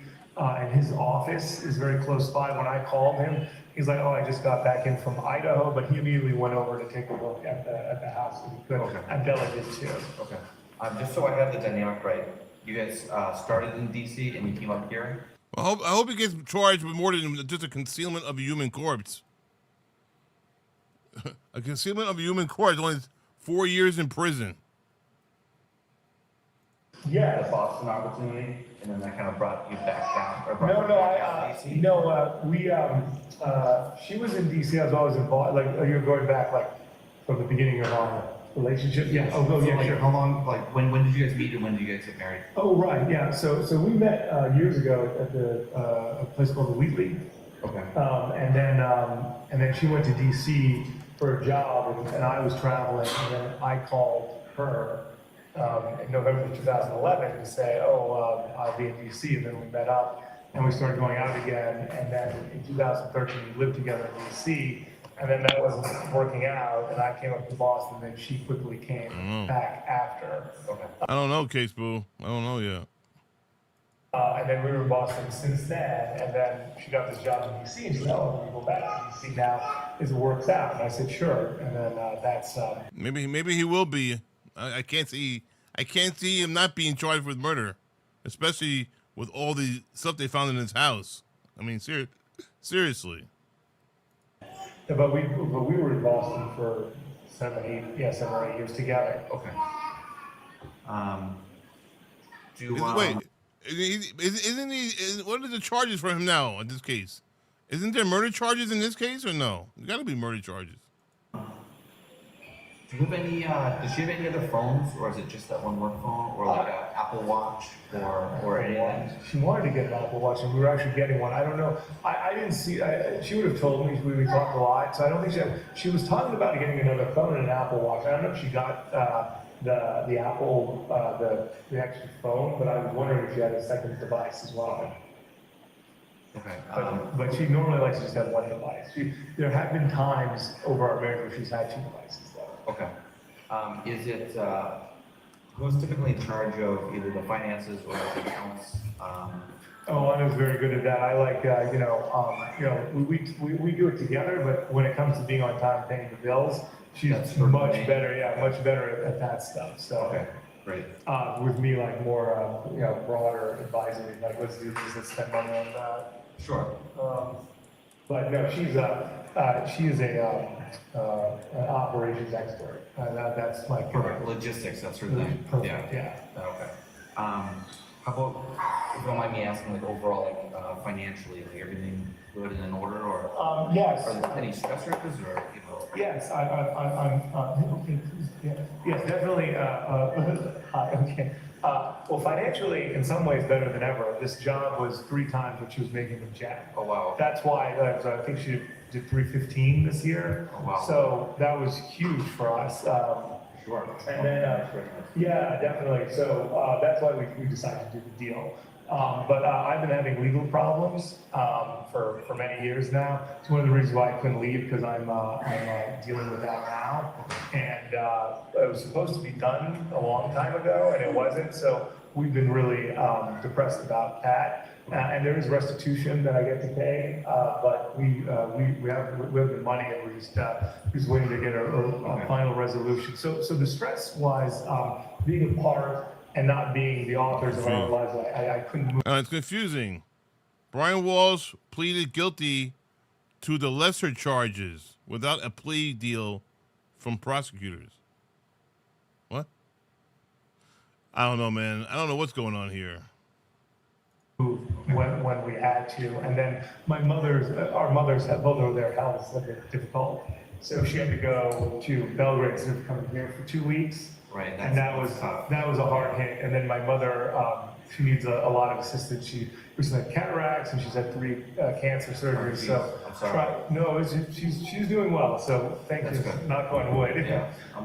But those were everything okay, Thomas? Okay. This is the whole time. But yes, the biggest stress was not being together. Before, when I was dealing with it, we were together. It was fine. It was just it was it was one of those we were a magnificent team. We were able to get through anything together. I was reading her a love note just the other day from 4 years ago about how we're able to blossom under such difficult circumstances. So Perfect. I appreciate you being so open. yeah, Is it okay if I ask about? please ask any the, questions you'd like. The legal stress? Absolutely, yeah. So, do you have a specific question, or would you like Just a rundown of, what. Yeah,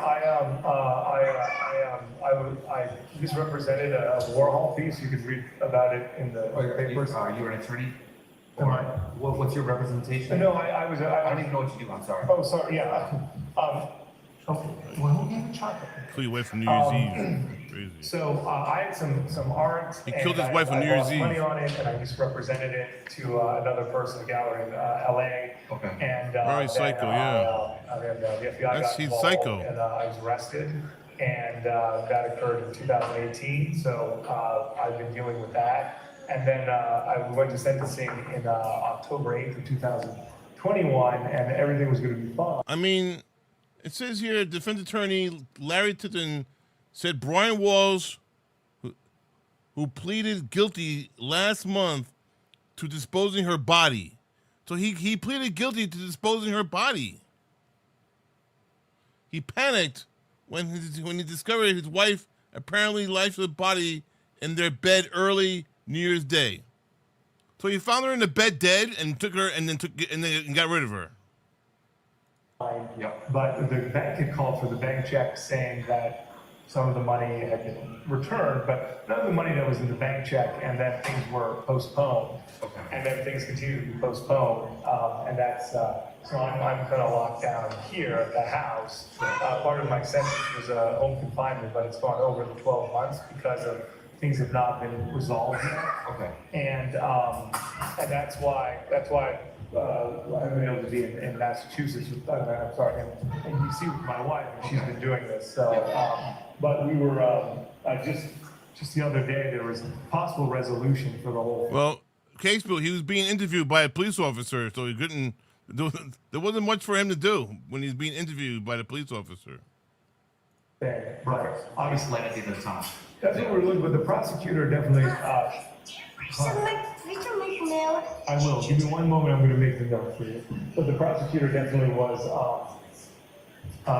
interested in more, and we saw a second opportunity at the Apple. So that's why things have taken a lot longer. And, Okay. but that's where we're at. And if there's any other information, you can. I'll give you my attorney's number. She can also tell you about it. Sure. She'll probably explain the law better than I can. But I was I acknowledge I was out of integrity, and thank you. And I'm dealing with the whole family. Unfortunately, is dealing with it because of my actions. So, we're not here to catch judgment. No, it's but I just I know. You mentioned this, I was. No, I want to Get a whole picture. I don't want to hide anything from you because if that could lead to finding my wife sooner, that's the most important thing. Right, yeah, so I just. But it's I do want to acknowledge extremely. It's a stress or anything like that. But it's extremely embarrassing for me to talk about. But under these circumstances, it's worth it. But we're not, again, we're not here to judge anyone. Thank you for that. Thank you.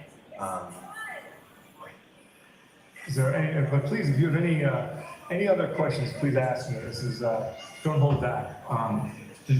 She obviously has a passport, right? Yes. Is her passport still here? No. Is that something she normally carries with her for traveling, or? Yeah. I would say yes, because what happened was she lost her ID at one point. Yep. And now she had to start carrying her passport. using that as a- Yeah, but now she always carries her passport. She brought, William does not have a passport. Thomas and Brian do. Okay. And when I got nervous about, not seeing her and stuff, I was like, hey, whoever is with the kids should have their passports. It's the only form of ID. Also, my mother wanted to open an account for Thomas. And so the only way to identify him properly. Sure. So she brought those passports here and they're here now. Okay. Is she on any medications? Not that I know of. She just so for health, I'm out of shape, but she's in great shape. But she we had a bit of a cancer scare last year, but they biopsied and said it was fine On her side? On her side, and but she kept saying that she felt that she was pale recently, and I said it's because you haven't had a lot of rest. She'd be working hard and flying. Okay, and flying in, and then when she gets here, it's not restful. The kids are like, so I would give her some weekends off and say, hey, stay in DC. I'll take care of the kids. You've got to get because she's here the whole weekend and leaves early in the morning for work, and then now her work schedule really, when she got back, the work schedule really got very tight because she'd taken 2 weeks off. Okay. So we really didn't have any time for the holidays or our anniversary, so it was sad. So, you're not aware of any medications, any other health issues or anything coming up? One biopsy? No, nothing. I mean, it's very unlikely that she would hide something from me. Right. We really talked about everything, and no, I can't think of that there'd be anything else. Okay. Luggage wise, she probably has a full set of clothes in DC. Oh yeah, most of my clothing's in DC too. So the idea, she thought it was gonna take a month or two to get there. It's taking a lot longer. So, we had to buy stuff just to like everything. We keep having to buy new stuff. Up here. Okay. So, I assume she travels light. Very light. Okay. Yeah. So one time she just brought her purse. Yep. And then this time she brought up my heavier coat because I was getting cold. She said, "I'm gonna bring." So she brought her little carry-on. Okay. And But you had a coat in DC, so she brought your coat up here? Yeah, because I was wearing this light coat, and she said, "Come on, I'll bring it up." And I was like, "All right." That makes sense, sure. But that means she has to. Guys, I gotta get off in 15 minutes. I'm just letting you know now. It's almost 2 o'clock in the morning in New York. I have to get off. So I'm gonna get off at 2:05, I think. I'm just letting you know. Another 15 more minutes. Bring more luggage, so I felt bad. She's like, "Don't buy a new coat. Don't get cold again." I'll come back tomorrow. I'm gonna try to start a little earlier tomorrow. Maybe like 10 p.m. 6. So. Right. So, you describe the carry-on? Absolutely. So Louis Vuitton carry-on. It's like a big purse, like. Well, I know it's the duffel bag, the Louis Vuitton duffel bag. Yeah.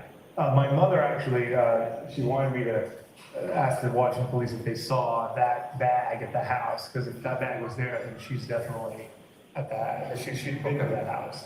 What color is it? It's the brown, the classic, yeah. With all shades. Yeah, I'm with not a the purse guy. LV. I mean, I had to become what my wife is. Yeah. Any like memory issues? Yeah, she has a terrible memory. We make fun of it since we've been together. Yeah, she's like, I said that's why she's always happy. She doesn't remember anything. But I mean, so she's not losing like big gaps of the day, like. No. Like hours go No, missing. nothing Just like, classic, you know, like some, like what I had, like, No, I forget what I had for lunch. yeah, oh, well, yeah, I mean, she, but that's the joke it always made. It's like, well, I don't know, she was always, that was always the thing, or even, further back, I was the one who had the memory of everything. Okay. But I told her it was good, I could repeat stories, so it would be a fresh marriage forever. It was good. I like that. Any substance abuse? No, Anna basically drank nothing when she met me. She started to drink more, Okay. and then we both with the kids and stuff pretty much shut it down. But New Year's Eve we did have some champagne and stuff Yeah, like that. that's completely reasonable. But no, Anna's totally straight arrow always. Do you have any sort of like family tracking on the apps? Like I- Find My iPhone? I don't. People- Air tags, anything like that? So my mother just bought AirTags for us, and Yeah. Anna had picked it up on Saturday. She said, "Can I have one?" I said, "Yeah, one of these is for you." Sure. But because things went so, those are her sunglasses. Where'd you find those? You forgot them. Okay. All right. But because she left early, we're going to do a lot of work for the New Year and stuff, and she was going to be having an AirTag with her. Okay. My mother was like, "I'm going to have an AirTag," and, Yeah.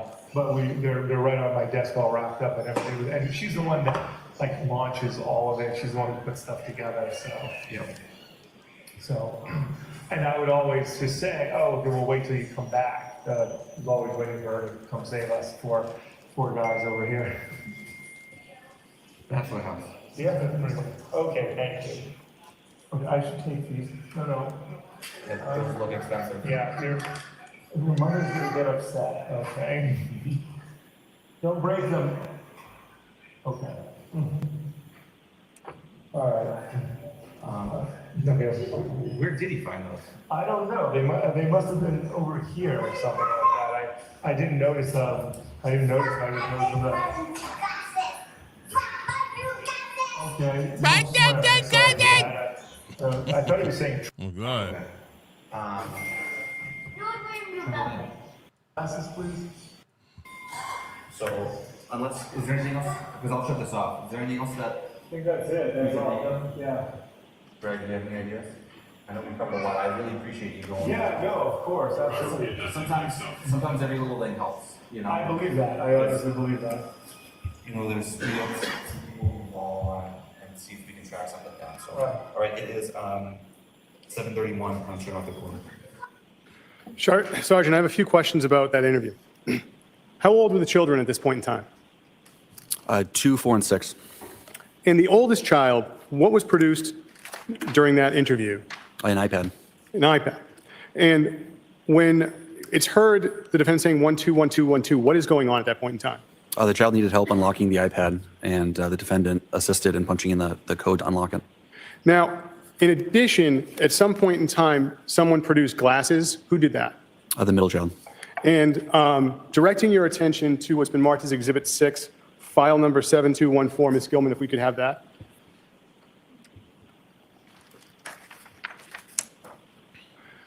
Sergeant, do you see the glasses there in that photograph? Yes, there were ladies' glasses there in the black case underneath the mirror on the counter. Now, after, or during the interview, he showed you his phone. What did you look at on his phone? Text message thread between him and Anna, and the camera roll. And what did you see as far as travel arrangements? There were screenshots of the JetBlue app that Anna had sent him for the flight from DC to Boston. So at the end of the interview, there's mention of doing a walkthrough. What did you do next? We concluded the interview and began the walkthrough. Okay, and so what is a walkthrough, sir? We just went throughout the house to see if anything jumped out or seemed important. Ms. Gilman, can we have Exhibit 8, 7115? Yeah, you're right, Claudia. It's sad. So, sir, what part of the house was this? Very This sad. is the front of the house. It's not the front door, but it's like the primary access door to the right. Ms. Gilman, can we have Exhibit 9, 7120? Now, where are you in the house at this point in time, sir? If you go into that door from the last photo, you're in a hallway. If you look left in that hallway, this is the entryway into the kitchen and dining room, that open floor concept. And Ms. Gilman, if we can have Exhibit 10, 7122. Where is this in the house, sir? If you go in from that outside door and you look straight from the hallway, that's the first floor bathroom. And what is inside the first floor bathroom besides the bathroom? Washer and dryer. Ms. Gilman, Exhibit 11, please, 7169. And I take it this is the washer and dryer inside that first floor bathroom? Correct. Could we have Exhibit 12, file number 7137? Where is this, sir? If you come in that same door, that hallway, if you look right, there's a sunken-in family room. And what is at the back end of the sunken-in family room? There's a staircase that leads up to a single bedroom. Could we have Exhibit 13, 7138? Where is this, sir, in the house? Those are the stairs leading up to that single bedroom. Exhibit 14, please, 7140. Now, where is this in the house, sir? This is that single bedroom on that right side of the house.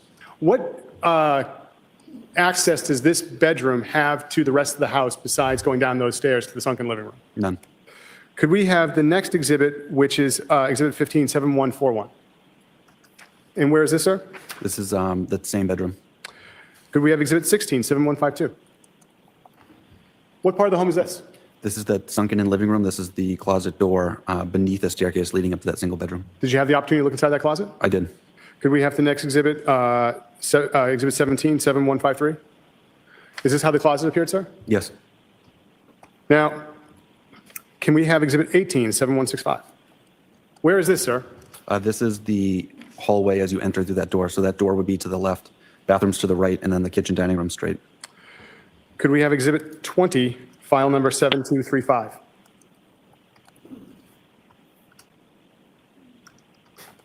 Nice house. Now, what part of the home is this? That door on the left is the front door. So this is, if you're looking away from the dining room, you'd be looking at the stairs upstairs to the main part of the house and the living room straight ahead. What's at the far end of the living room? A fireplace and a TV. And if we could have the next exhibit 21, 7236. Where is this, sir? That's a close-up look of the living room with the TV, the fireplace, and the bureau. Exhibit 22, please, Ms. Gilman, file number 7237. I don't like their living room. What part of the home is this now? I don't like their living room. Still right in the living room. It's the stairs leading upstairs to the main part of the second floor of the house, a view into the kitchen and the backyard. Now, are there any other rooms? Look, is that the front? Is that the rear or the front glass? That's a big front. That's a big. It's gotta be the rear, right? I think that's the rear. That's they can see a pool back there. They have a pool, right? By the kitchen. To the left edge of this frame is a small office. Could we have Exhibit 23, file number 7246? What is this, sir? That's the small office. And could we have Exhibit 24, 7288? Where is this in the home, sir? That is the second floor bathroom. And can you describe the second floor layout for us? If you walk up the stairs to the second floor, the front door would be to your back. You enter a hallway. Straight ahead is a second floor bathroom. There's two bedrooms to your left, and there's a primary bedroom to the right that also has a bathroom in it. Could we have Exhibit 25, which is file number 7298? What are we looking at now, sir?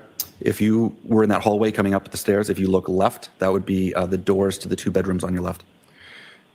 Could we have Exhibit 26, file number 7301? Which room is this, sir? This is the front left bedroom on the second floor. And who is residing in this bedroom? The defendant. And, sir, what is in the drawer next to the bed? Some sheetrock or drywall from the ceiling. Could we have the next Exhibit 28? Or actually, I'm sorry, 7301. Could we have 27, 7302? And, sir, where is this? That same bedroom. And then could we have Exhibit 28, 7309? And what orientation is this, sir? This is looking at the bedroom door from that same bedroom. Your Honor, we would object for the reasons stated before. Excuse me? We object for the reasons stated before. Thank you. Preserved. And then I'd like to have Exhibit 29, if I may, Ms. Gilman, 7319. What is this, sir? A hole in the ceiling in that bedroom, Now, what is above the ceiling in that home? an attic. Did you go into the attic that night? No. Now, can we have Exhibit 30, 7320? What room is this, sir? This is the second bedroom to the left in that hallway. And could we have Exhibit 31, 7321? What is this, sir? That same bedroom, And who was residing in this bedroom? the middle child, And who was residing in the bedroom that was by the sunken living room? the eldest child, Could we have Exhibit 32, 7259? What room is this, sir? This is the bedroom to the right, the primary bedroom. And with this primary bedroom, what was it attached to as far as a bathroom? There was an attached bathroom. Could we have Exhibit 33, 7269? What is this, sir? That's the attached bathroom. And could we have Exhibit 34, 7335? Bless you. What's this, sir? If you're standing in the kitchen, looking towards the front of the house, this is the basement door. And what was on this door as far as child safety locks? Up top was like a child safety device.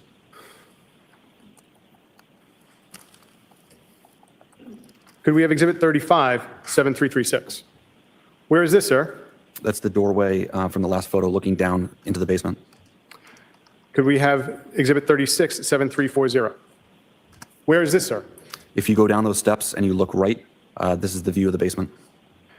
And could we have Exhibit 37, which is file 7343? And where is this? If you go down those steps and look left, this is the view of the basement. And then could we have Exhibit 38, 7557? Where is this? Those are the basement steps. Now, what access did the basement have as far as to the outside of the home? If you come down those stairs and look right, there's a outside door that leads to the left side of the house. Did you have the opportunity on January 4th to do any examination outside the home? Yes. Could we have Exhibit 39, file number 7077? Where's this in relation to the house, sir? This is the left side of the house, so that basement door would be just off frame to the right. And there's a fence there, sir. What's the fence around? That's leading into the backyard and the in-ground pool. Could we have Exhibit 40, 7080? And what is this? View looking into the backyard. What condition was the pool that night when you were there on January 4th? It was full of water. The water was dark green and cloudy.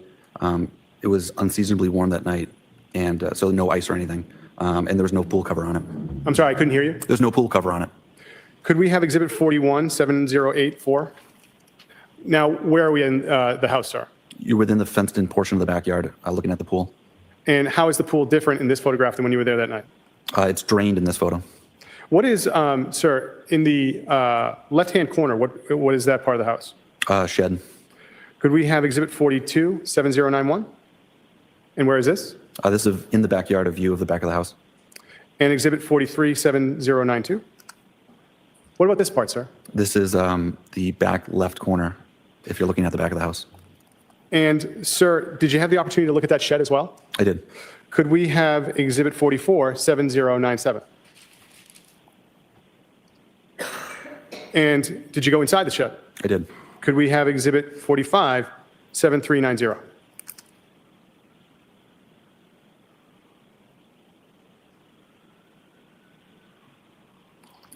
And where's this, sir? That's a view inside the shed. Got a siren going by, sir. I'm going to let it go.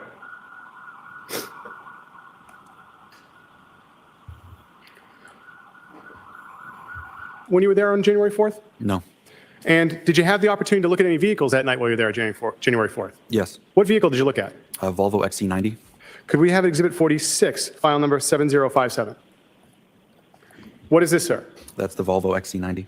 And, sir, if I'm just asking you to keep your voice up, did you have the opportunity to look inside the Volvo? I did. What did you see inside the Volvo that night? I noticed the trunk portion of the SUV was lined with plastic sheeting that was folded. And anything else inside the Volvo? In the trunk, I noticed like a maple seedling, it looks like a V they spin when they fall from the trees. Now, how long did it take to do this walk around? About 30 minutes. And what did you do after the walk around? I returned to the Cohasset Police Station. And what did you do when you went back to the station? Furthered the investigation. How so? I checked for any international flights, if Anna had taken any, by putting a flag on her passport. Yes, sir. I reached out to the Metro DC Police to do a walkthrough of the town. Did that, what did you do next? Returned back to the police station. But what time do you think you go back to the police station? 10:30 or so. And so did you do anything further on January 4th? We've reviewed the notes I had thus far. Okay. And then what's next in the investigation? I spoke to Jem the following day. Okay. So now we're on January 5th. Yes. Okay. So walk us through January 5th as far as what you did as the investigation to find Anna Walsh. I began contacting friends and family, gathering more background information. I created a missing persons bulletin, and I disseminated that to the department internally. I believe it went out on our social media. I sent it to the Mass Fusion Center, the Mass Crime Net, and the South Shore Detectives as a shared distribution list. And may we have Exhibit 47, the poster? So, sir, this is the poster that you circulated? Yes. And I want to ask you about some of the places that you circulated it. You can take it down now, Ms. Gilman. Thank you. You said Fusion? What's that? The Massachusetts Fusion Center. It's a information sharing system for law enforcement. And besides them, what other organizations did you share it with? A Mass Crime Net. It's a distribution list for detectives and investigators. And then was there a third? South Shore Detectives. And so I take it that's just the police departments in the South Shore? Correct. So you've circulated the flyer. It's January 5th. Now what are you doing? I began checking for financial records to see if there are any recent transactions. The phone was pinged the night prior, and we were reviewing the phone location data that day. Okay. And so you're reviewing phone location data. And in addition to that, do you do anything as far as searching the area that day? A canine track was conducted a area search with a canine was conducted in the house. Can you tell us the rear of the house, excuse me. the rear of the house? All right. So what's the rear of the house like at 516? It's wooded. If you go through the woods straight back behind the house, you'll reach another neighborhood. About how far is it between the two neighborhoods? Less than a quarter mile.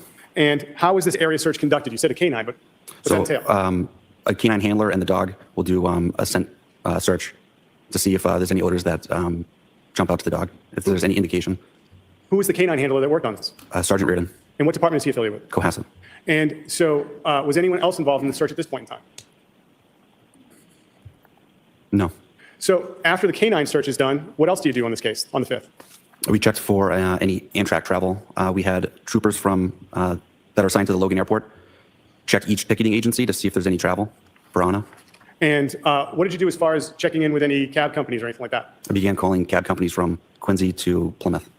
Any other ride shares that you checked on? We checked with Lyft and Uber to see if there were any pickups in The mom that area of town. parents should have them. And besides checking with I don't know the why the troopers mom at Logan parent doesn't have Airport kids. and cab companies and ride shares, what else did you do on the 5th? We requested additional resources. And who did you request for additional resources from? My supervisor reached out to the Norfolk County, the troopers assigned to the Norfolk County DA's office. And did you have the opportunity to meet with any of those troopers on January 5th? Yes, About what time did you meet with the troopers on January 5th? about 5 p.m. Where did you meet with them? Cohasset Police Station. And who did you meet with? Trooper Chico and Sergeant Buchanan. And what did you do when you met with the troopers on the 5th? I brought him up to speed on the investigation thus far, and we listened to the audio recording of that first interview. After that was done, did you do anything else besides just reviewing the recording with the troopers? We went to the house, About what time do you think you got to the house? 8:30. And who went to the house? Myself, Sergeant Hunt, Detective Lieutenant Lopes, Trooper Chico, and Sergeant Buchanan. Who is Sergeant Hunt? Cohasset Police Sergeant. He's now retired. I agree. And who is Detective Lieutenant Lopes? My supervisor. And the other two were the state troopers. Correct. And so who was present at 516 CJC when you arrived on January 5th? The nanny, Robin Howell, was leaving as we arrived. Present was the defendant, his mother, and his 3 children. And so what did you do that night as far as dealing with the defendant? I conducted a second interview. And who participated with the second interview? Myself, Sergeant Hunt, Trooper DeChico, and the defendant. And where did this interview take place? That same dining room table. Where was Detective Lieutenant Lopes and Sergeant Buchanan? They were in the living room on the other side of the staircase. And who was with them? The defendant's mother. And what access did you have to the living room? It's an open floor concept, so the only barrier in between those 2 rooms was the staircase. Now, Your Honor, may I have a moment? You may. Thank you, Your Honor. Have you reviewed that interview? I have. And does it fairly and accurately depict the interview you had with the defendant that night and Sergeant Hunt and Trooper Chico? Yes. Your Honor, the Commonwealth will seek to enter a drive with the interview from January 5th as the next exhibit, which would be, I believe, 54. Thank you, Your Honor. For permission, may we play exhibit 54? You may. Thank you. 2023. We were at your home. We're at 516 CJC Highway. My name is Harrison Schmidt. I'm a detective with Cohasset Police. Present is Chico on the side of the Northwest Police Office. My name is spelled B-I-C-I-C. and Sergeant Garrett is at Cohasset. Brian, Beautiful. So I'd just like to circle back to I'd like to circle back to last weekend. So Let me see something. yeah, she. All right, I'm gonna end it here. And, oh, yeah. Guys, I'm going to end the live stream here at 4:12 and 26 minutes in the game because I have this one going on for another 15. This same witness continues after lunch. So they're gonna go to lunch in 15 minutes from now, and then he comes back after lunch for the rest of the stream from 5:30, 6:30.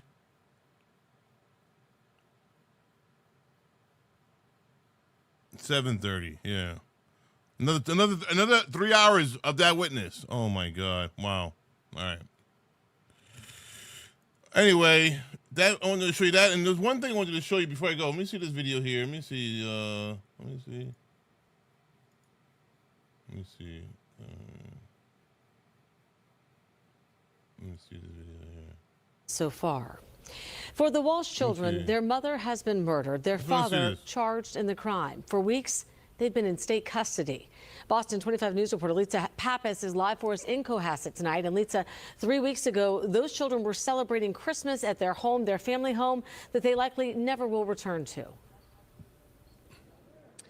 Yeah, and it's still unclear exactly where those children will go next, but that's the biggest concern of many here in Cohasset as this case moves forward. It's really a shame for the children. You know, I think that they're the real victims beyond Anna, and unfortunately, I think that this isn't a surprise to anybody. Most people in Cohasset aren't surprised to learn the husband of the missing mother of three now faces murder charges just about 2 weeks since Anna Walsh was reported missing. One would have to think logically that They killed her. Wow. just hope that they have enough evidence that they can convict them. After gruesome evidence was discovered over the last week, prosecutors upgraded the charges against Brian Walsh Tuesday to murder. I think everybody will breathe a sigh of relief and kind of get on with things, and hopefully a quick trial, or maybe he'll even plead guilty, save his kids the nonsense of a trial. The children in this case are the focus of many in the small town of Cohasset, rocked by this tragedy over the last couple weeks. Locally, we've all been really impressed with the authorities and the collaboration. And when it's in your own backyard, you follow it really closely. And so we've been waiting for this, and I think it provides some sort of closure.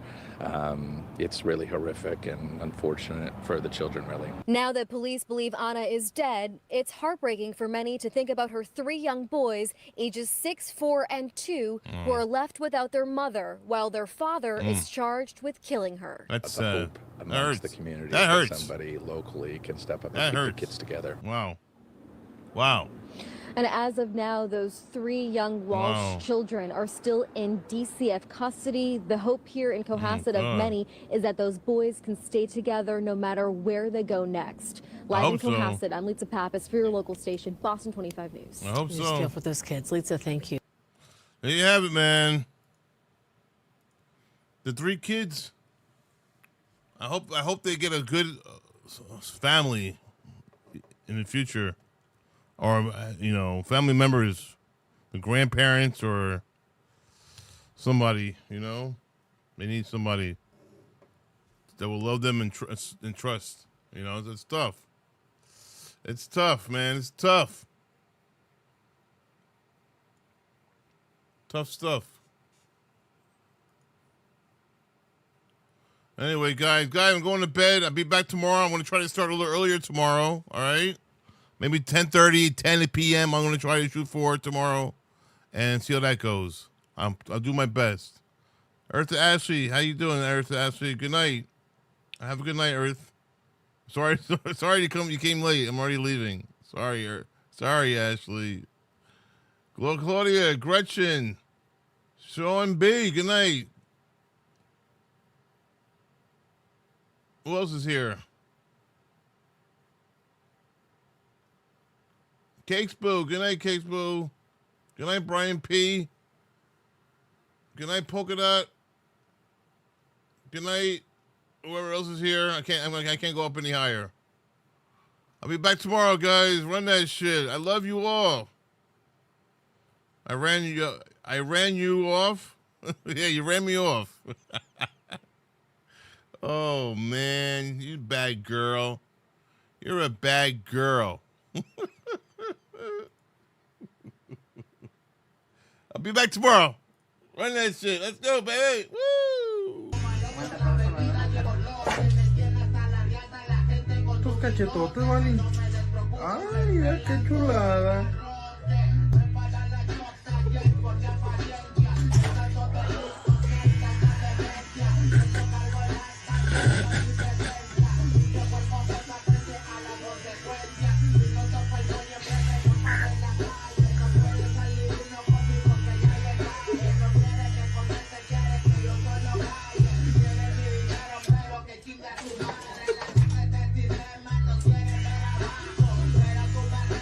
So, Brian?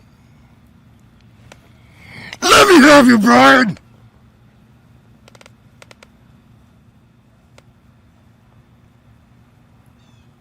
What did you do?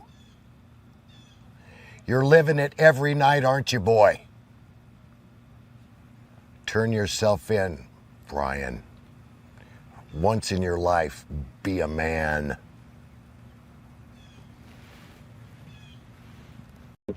You like him yawning, doing? Whoa! I can remember it. She was just watching. I can remember it. Not she was just watching. Remember it? No, she wasn't doing that. I was just saying she was talking. Got it. But she was mainly watching pop. All right, guys. Good night. Run that shit. Bye. She was young. She was beautiful. Be safe and God bless. Chasing her dreams. She was excited. She was hopeful. She was in love. She wanted a partner. She wanted support. She wanted to be cherished. She trusted him. She was anxious. She was overwhelmed. She took responsibility. She was scared. She was manipulated. She was abused. She didn't deserve this ending. She didn't deserve the abuse. I will say her name. I will share her story. I will spread awareness. And I will use my voice because hers was silenced. Her life was stolen, but her legacy will live.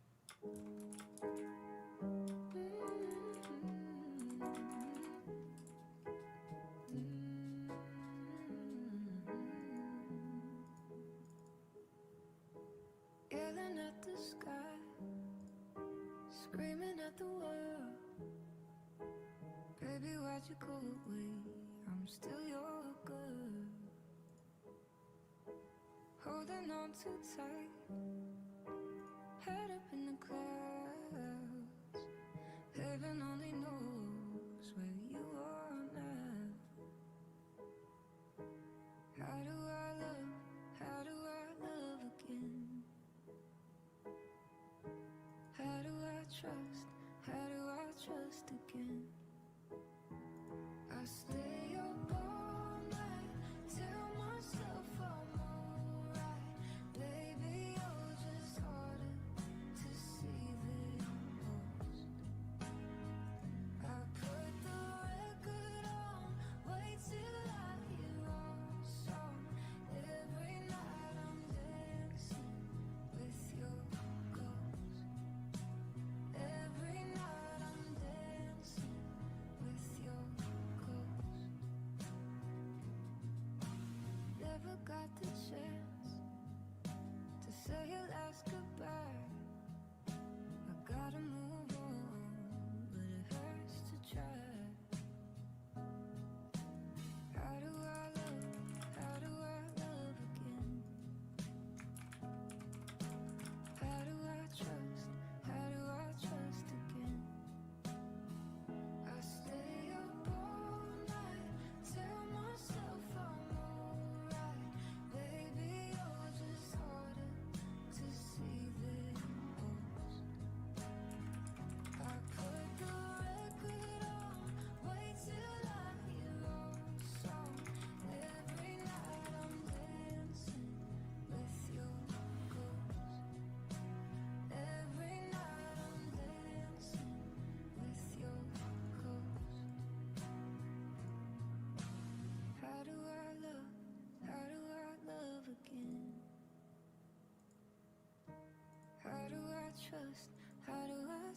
again. I stay up all night, tell myself I'm alright. Baby, you're just harder to see than most. I put the record on, wait till